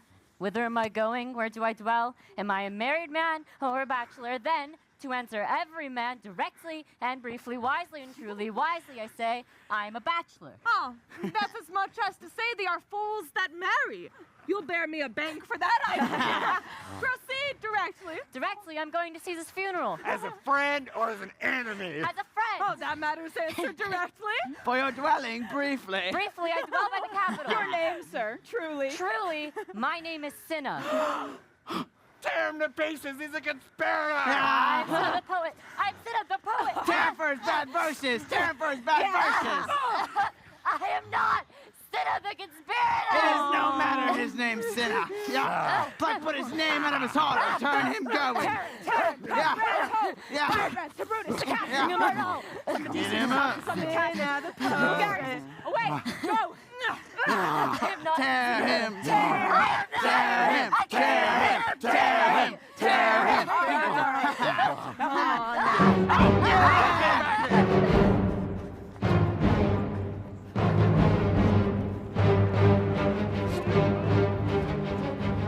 What now, Lucilius? Is Cassius near? He is at hand, and Pandarus has come to do you salutation from his master. He greets me well.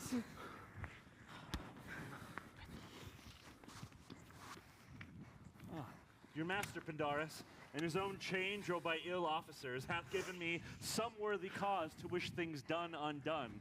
But if he be at hand, I shall be satisfied. I do not doubt, but that my noble master will appear, such as he is, full of regard and honor. He is not doubted. A word, Lucilius. How he received you, let me be resolved. With courtesy and respect enough, but not with such familiar instances, nor with such free and friendly conference as he hath us of old. Thou hast described the hot friend cooling. Comes his army on? They are met this night in Sardis to be quartered. The greater part, the horse in general, are come with Cassius.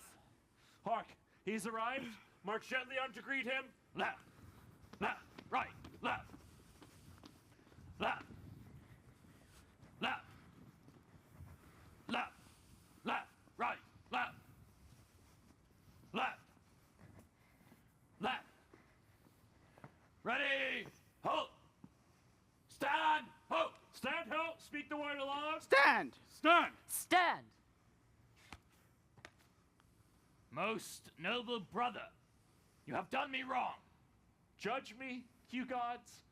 Wrong mine enemies. If not so, how should I wrong a brother? Brutus! This sober form of yours hides wrongs, and when you do them, Cassius, be content. Speak your grief softly. I do know you well. Before the eyes of both our armies here, which should perceive nothing but love from us. Let us not wrangle. Bid them move away. Then in my tent, Cassius, enlarge your griefs, and I will give you audience. Pandarus, bid our commanders lead their charges off a little from this ground. My lord. Lucilius, do you the like, and let no man come to our tent till we have done our conference.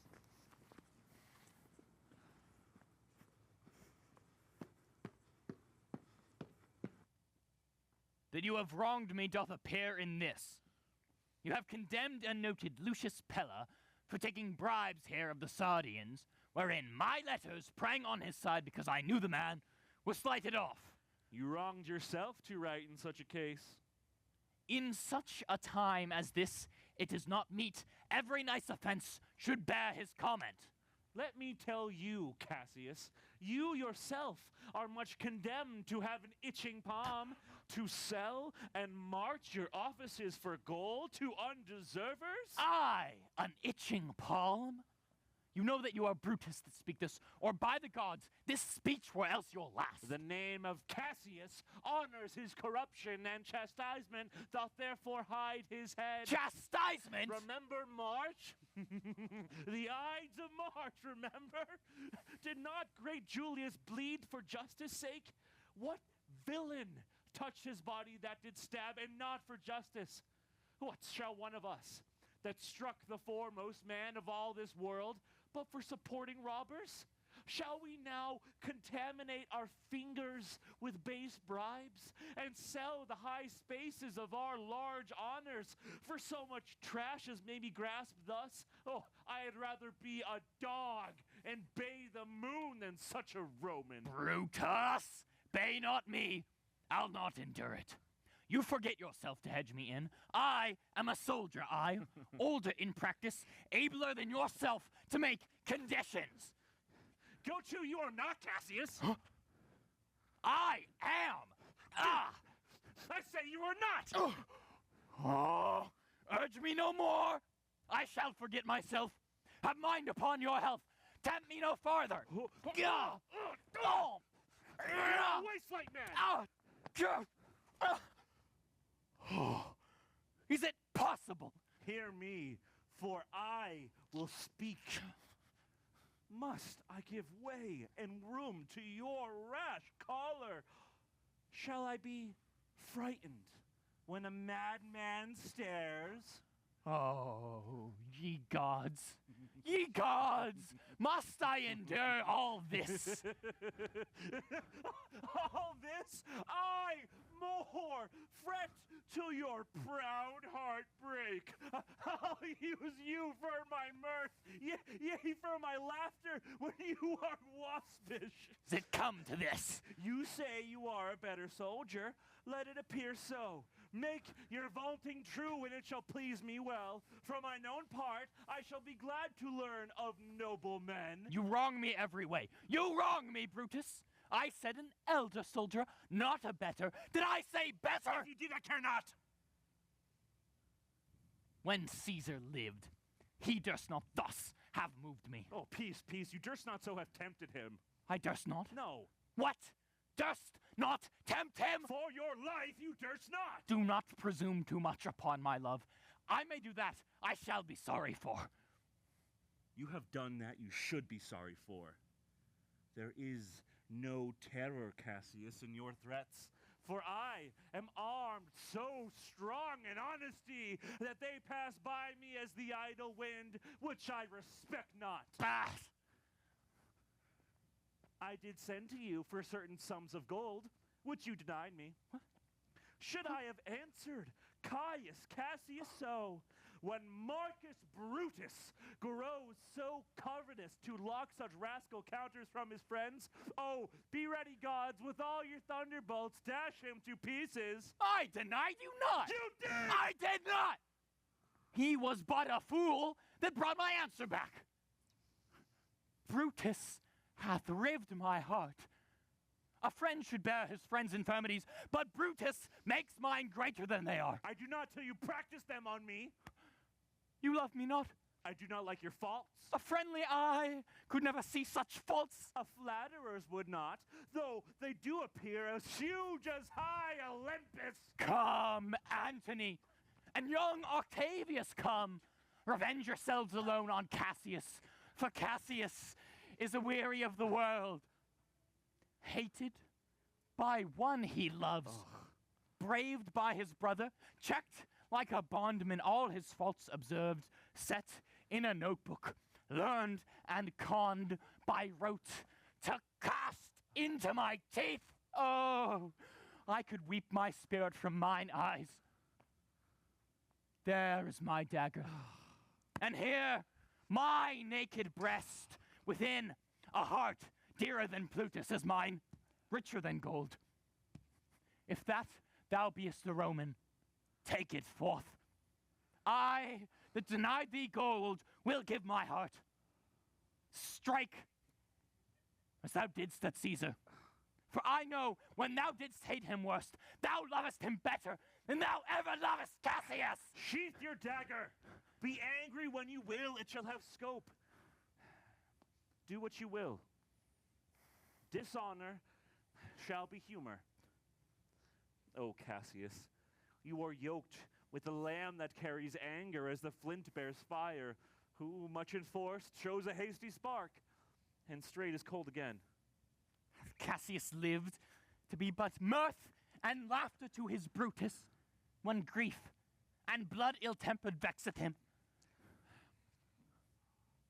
When I spoke that, I was ill-tempered too. Do you confess so much? Give me your hand. And my heart too. Oh, Brutus.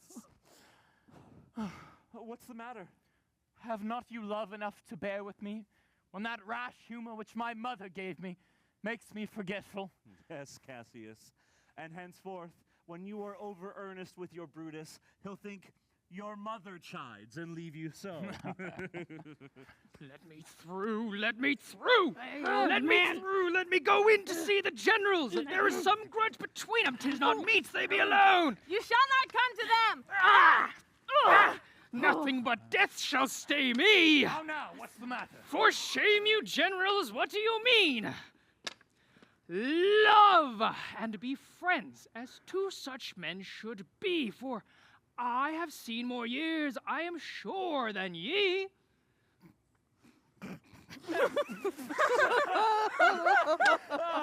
How vilely doth this cynic rhyme! Get you hence, Sirrah, sausage! Bear with him, Brutus. 'Tis his fashion. No humor when he knows his time. What should the wars do with these jigging fools? Fool? Companion hence! Away, be gone. Lucilius and Titinius, bid the commanders prepare to lodge their companies tonight. And come yourselves, and bring Messala with you immediately to us. Aye, my lord. Lucius, a bowl of wine. I did not think you could have been so angry. Oh, Cassius, I am sick of many griefs. Of your philosophy you make no use if you give place to accidental evils. No man bears sorrow better. Portia is dead. Huh? Portia? She is dead. How escaped I killing when I crossed you so? Oh, insupportable and touching loss! Upon what sickness? Impatient of my absence and grief that young Octavius and Mark Antony have grown so strong. For with her death the tidings came. With this, she fell distract, and her attendants absent. Swallowed fire. And died so? Even so. Oh, ye immortal gods. Speak no more of her. Give me a bowl of wine. In this, I shall bury all unkindness, Cassius. My heart is thirsty for that noble pledge. Fill, Lucius, till the wine o'erswell the cup. I cannot drink too much of Brutus's love. Come in, Titinius. Welcome, good Messala. Now, sit we close about this taper here and call in question our necessities. Messala, I have here received letters that young Octavius with Mark Antony come down upon us with a mighty power, bending their expedition toward Philippi. Myself have letters of the selfsame tenor. Well, to a work alive, what do you think of marching to Philippi presently? I do not think it good. Your reason? This it is. 'Tis better that the enemy seek us. So shall he waste his means, weary his soldiers, doing himself offense, whilst we, lying still, are full of rest, defense, and nimbleness. Good reasons of force must give place to better. The people twixt Philippi and this ground do but stand in a forced affection, for they have grudged us contribution. The enemy marching along by them shall make a fuller number up. Come on, refreshed, new added, and encouraged. From which advantage we shall cut him off, if at Philippi we do face him there, these people at our back. Then with your will, go on. We'll along ourselves and meet them at Philippi. The deep of night has crept upon our talk. There is no more to say. No more. Good night. Early tomorrow will we rise and hence. Lucius, my gown. Farewell now, good Messala. Good night, Titinius. Noble Cassius. Good night and good repose. Oh, my dear brother. This was an ill beginning of the night. Never come such division between our souls. Let it not, Brutus. everything is well. Good night, my lord. Good night, good brother. Good night, Good Lord, night, Lord Brutus. Brutus. Farewell, everyone. Huh! Huh!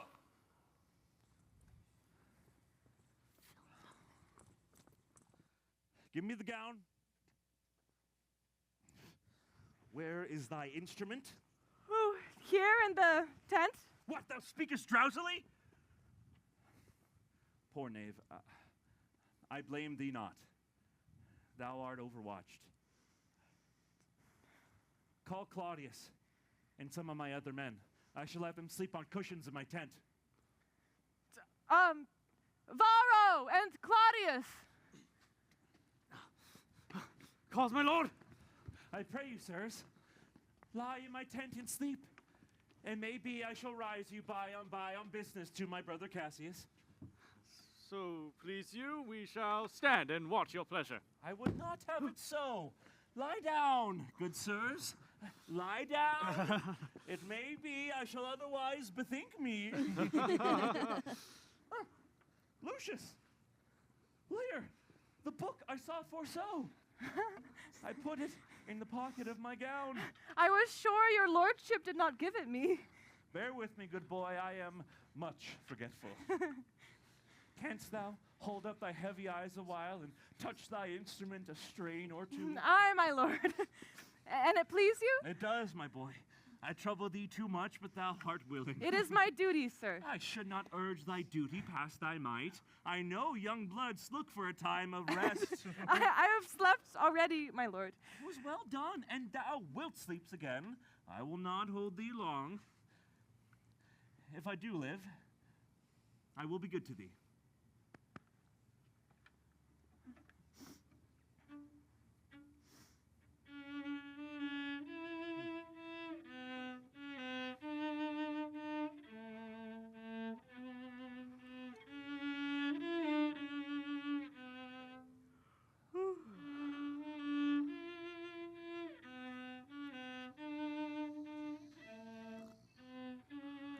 This is a sleepy tune. Oh, murderous slumber, layest thou thy leaden mace upon thy boy that plays thee music? Oh, gentle knave, good night. I will not do thee so much wrong as to wake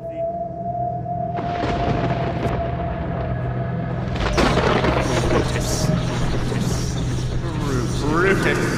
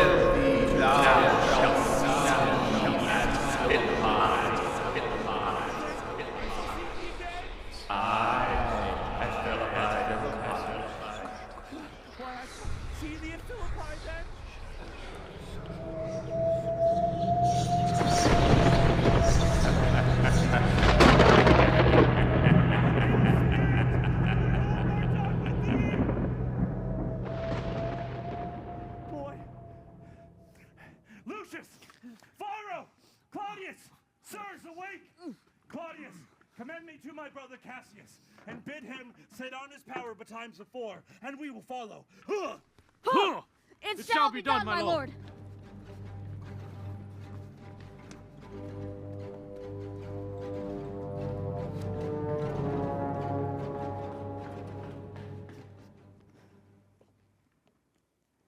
Now, Antony, our hopes are answered. You said the enemy would not come down, but keep to the hills and upper regions. It proves not so. Their battles are at hand. They mean to warn us at Philippi here, answering before we do demand of them. I am in their bosoms, and I know wherefore they do it. They could be content to visit other places and come down with fearful bravery, thinking by this face to fashion our thoughts that they have courage, but 'tis not so. At ease. Prepare you, generals. The enemy comes on in gallant show. Their bloody sign of battle is hung out, and something to be done immediately. Octavius, lead your battle softly on upon the left hand of the even field. Upon the right hand, I. Keep thou the left. Why do you cross me in this exigent? I do not cross you, but I will do so. Left, your left, right. Left, your left, right. Ready. Halt. They stand, and without parley. Stand fast, Titinius. We must out and talk. Mark Stand Antony, home. shall we give sign of battle? The general should have some words. Sir, not until the signal. Words before blows. Is it so, countrymen? Not that we love words better, as you do. Good words are better than bad strokes, Octavius. In your bad strokes, Brutus, you give good words. Witness the whole you made in Caesar's heart, crying, long live, hail Caesar! Hail Caesar! Antony, the posture of your blows are yet unknown, but for your words, they rob the hiveler bees and leave them honeyless. Not stingless, too. Oh, yes, and soundless, too, for you have stolen their buzzing, Antony, and very wisely threat before you sting. Villains! You did not sow when your vile daggers hacked one another in the sides of Caesar. You showed your teeth like apes, and fawned like hounds, and bowed like bondmen, kissing Caesar's feet, whilst damned Casca like a cur behind struck Caesar on the neck. Oh, you flatterers! Flatterers! Now, Brutus, thank yourself.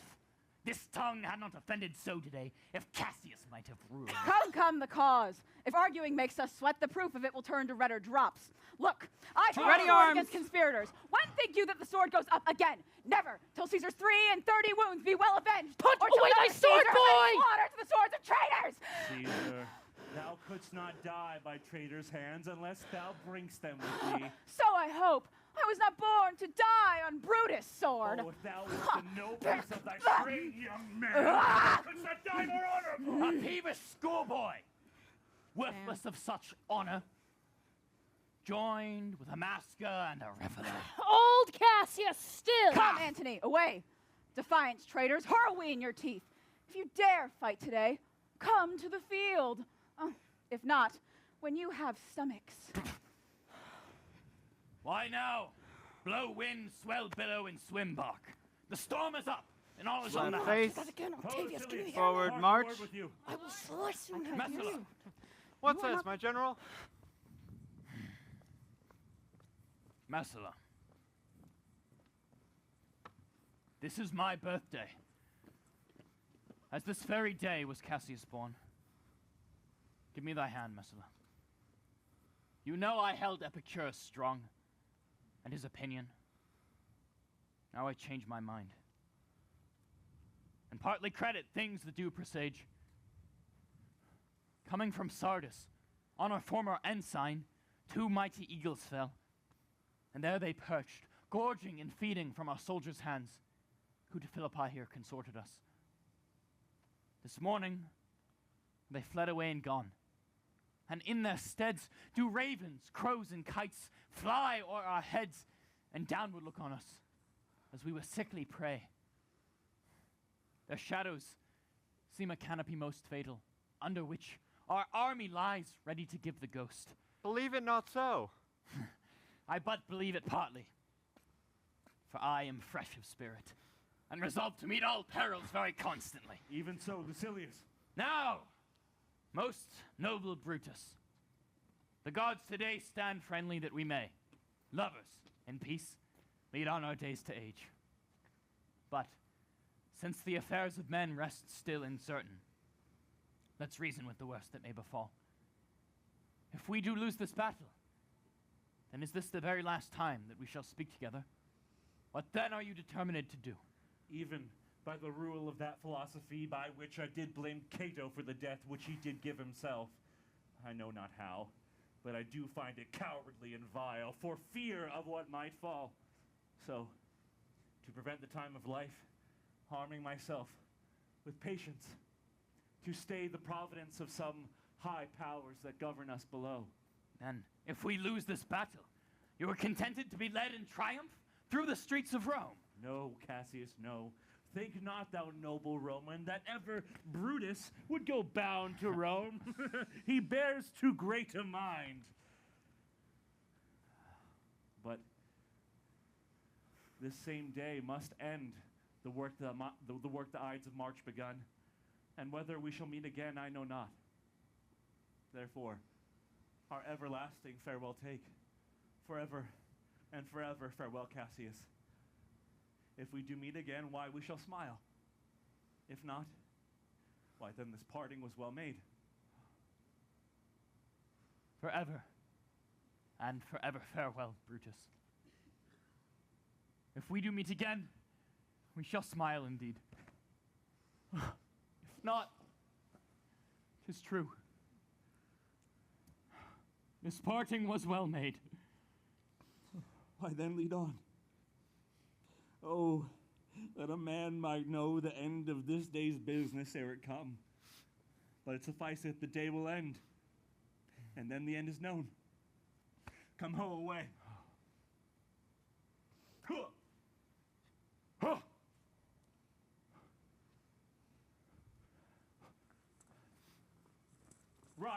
Ride, Messala, ride, and give these bills unto the legions on the other side. Let them set on at once, for I do perceive but a cold demeanor in Octavius's wing, and sudden push gives them the overthrow. Ride, Messala, let them all come down.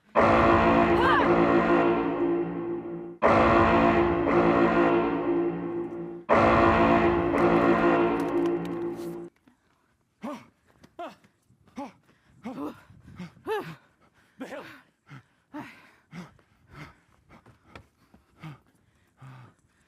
Oh, look! Titinius, look! The villains fly! Myself have to mine own tend enemy! This ensign here of mine was turning back. I slew the coward and did take it from him.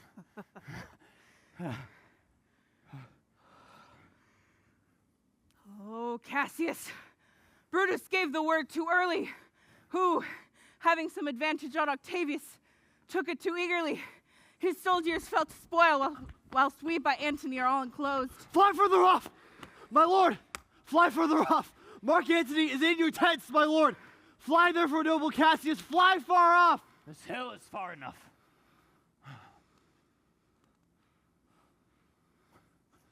Look, Titinius. Are those my tents where I perceive the fire? They are, my lord.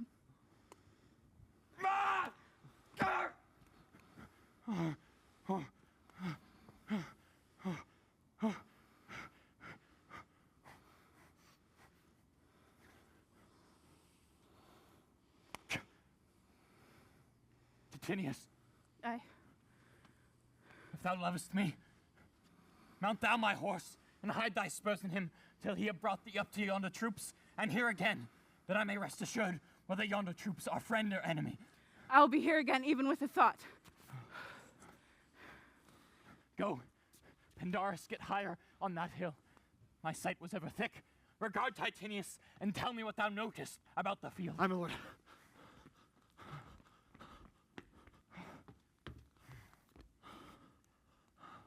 This day I breathed first. Time has come round. And where I did begin, there I shall end. My life has run his compass. Sirrah, what news? Oh, my lord! What news? Titinius is enclosed round about with horsemen that make to him on the spur. And yet, he spurs on. Now they are almost on him. Now, Titinius, now sublight. Oh, he lights too. He's stayed. And hark, they shout for joy. Come down. Hold no more.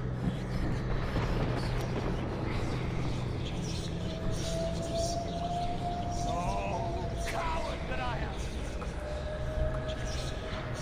Live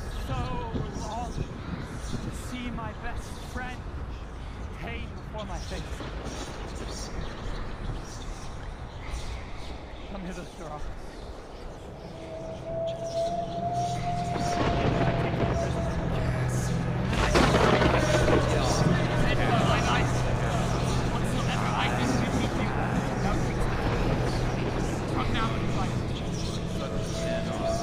I'll be a free man. And this good sword that ran through Caesar's bowels, search this bosom. My lord. Stand not to answer. Here. Take thou the hilt. And when my face is covered, as 'tis now, guide thou the sword.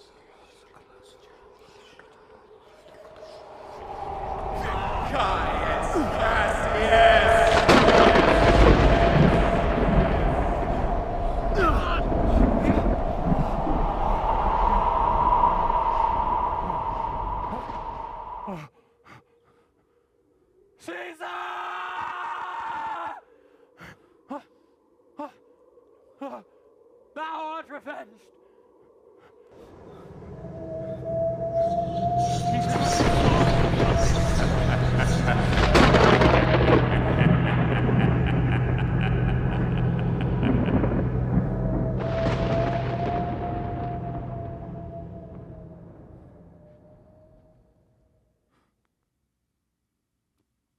And so,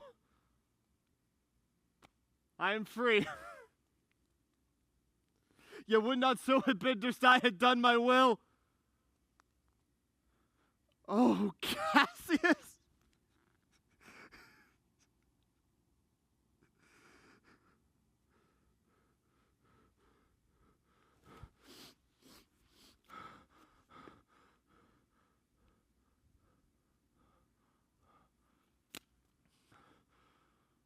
Far from this country, Pindarus shall run, where never Roman shall take note of him.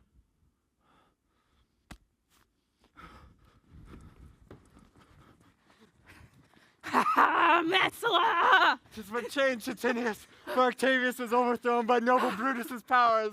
Cassius's legions are by Antony. These tidings would well comfort Brutus, or Cassius, excuse me. Where did you leave him? All despondent with Pindarus, his bondman, on this hill. Is that not he that lies there? No. He lies not like the living. Is that not he? Oh, my heart.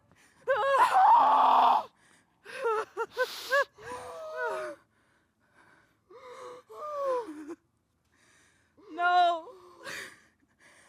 This was he, Messala. But Cassius is no more. Oh, setting sun, as in thy red rays thou dost sink into night, so in his red blood is Cassius's day set. The sun of Rome is set. Clouds, dews, dangers are come. Our deeds are done. Mistrust of my success hath done this deed! Mistrust of good success hath done this deed! Oh, hateful heir! Melancholy's child! What? Pindarus! Where art thou, Pindarus? Seek him, Titinius, whilst I go, thrusting this report unto noble Brutus's ears! Are you, Messala? And I will seek Pindarus the while.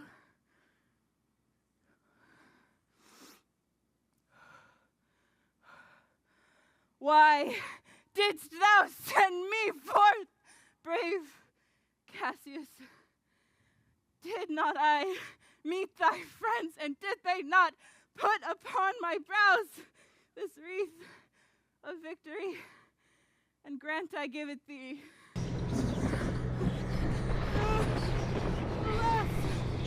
Alas, thou hast misconstrued everything. But hold thee, and take upon thy brows, Arlen, thy Brutus bid. Vexed, I give it thee. I will do his bidding.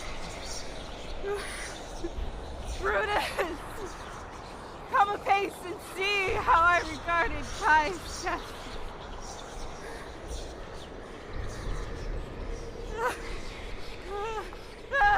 By your leave, gods, this is a Roman's part. Come, Cassius's sword, and find Titinius's heart. Ah!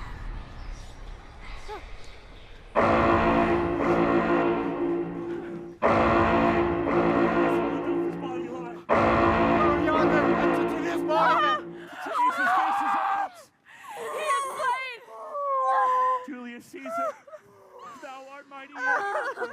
Thy spirit walks abroad and turns our swords into our own proper entrails. Brave Titinius, look whether we have not crowned the dead Cassius. Are yet 2 Romans living such as these? The last of all Romans, fare you well. It is impossible that ever Rome should breed thy fellow. Friends, I owe more tears to this dead man than ye shall see me pay. I shall find time, Cassius. I shall find time.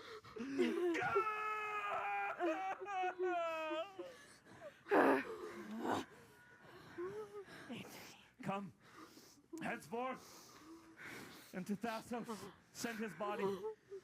His funerals shall not be in our camp, lest it discomfort us. Lucilius, come!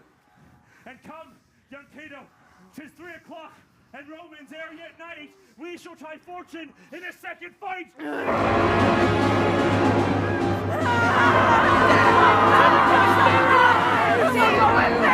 I will proclaim my name above the field. I am the son of Marcus Cato! A vote of tyrants of my country's friend, and the son of Marcus Cato! How?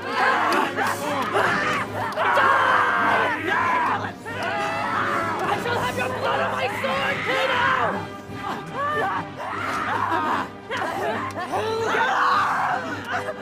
Yield or thou diest! Brutus! Only I yield to die! There's so much that thou wilt kill me straight! Kill Brutus, and be honored in his death! You must not. A noble prisoner! RuPaul, tell Antony Brutus is ta'en. I'll tell the news. Here comes the general. Brutus is ta'en, Brutus is ta'en, my lord. Where is he? Safe, Antony! Brutus is safe enough. I dare assure thee no enemy shall ever take alive the noble Brutus. The gods defend him from so great a shame.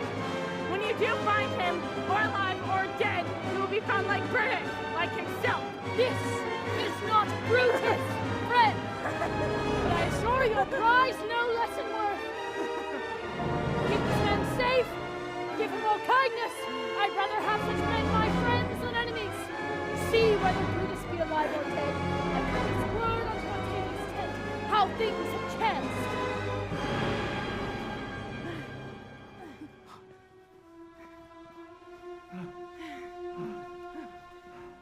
Come, poor remains of friends, rest on this rock. But my lord, he came not back. He is or ta'en or slain. Sit thee down, Clitus. Slaying is the word.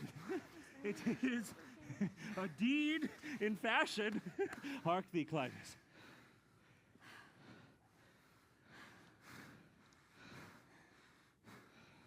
What?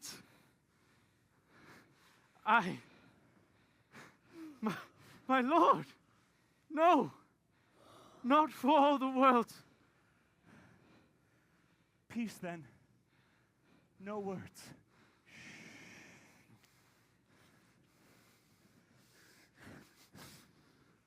I'll rather kill myself. Come hither. Good Volumnius, list a word. What says, my lord? Why this, Volumnius, the ghost of Caesar hath appeared to me 2 several times by night, at Sardis once, and this last night here in Philippi fields. I know my hour has come. Not so, my lord. Nay, I'm sure it is, Volumnius. Thou seest the world, Volumnius, how it goes. Our enemies have beat us to the pit. It is more worthy to leap in ourselves than tarry till they push us. Good Volumnius, thou knowst that we two went to school together. Yes. Even then, for our love of old, I prithee, hold my sword while I do run on it. That's not an office for a friend, my lord. Fly! My lord! Fly! There is no tarrying here! And you, Volumnius. Strato, thou hast been here all this while asleep. Fare thee well too, Strato. Countrymen, my heart doth joy that yet in all my life I found no man but he was true to me. I shall have glory by this losing day, more than Octavius and Mark Antony by this vile conquest shall attain unto. So fare you well at once, for Brutus's tongue hath almost ended his life's history. Night hangs upon mine eyes, and my bones would rest that have but labored to attain this hour. Fly! My lord, fly!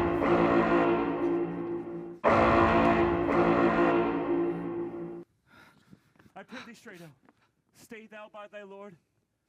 Thou art a fellow of good respect.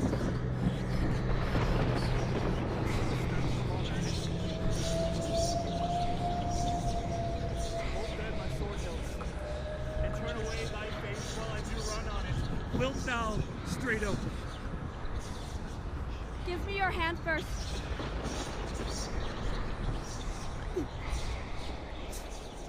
Fare you well, my lord.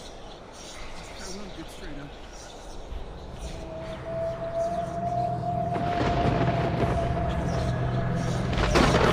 Brutus. Now be still. Brutus.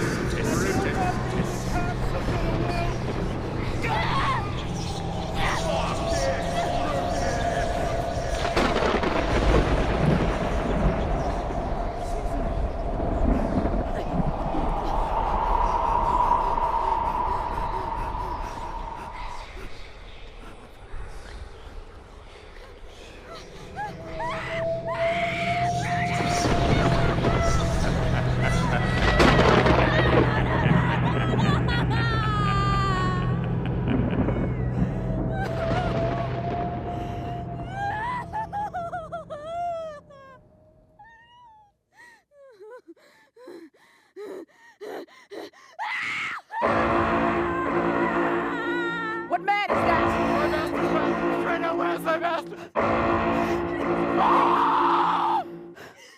Free from the bondage you are in, Messala. The conquerors can but make a fire of him. For Brutus only overcame himself, and no man else has honor in his death.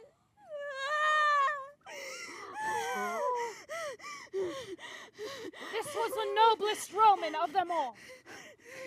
All the conspirators, save only he, did that they did in envy of great Caesar. He only, with a general, honest thought, and common good to all, made one of them.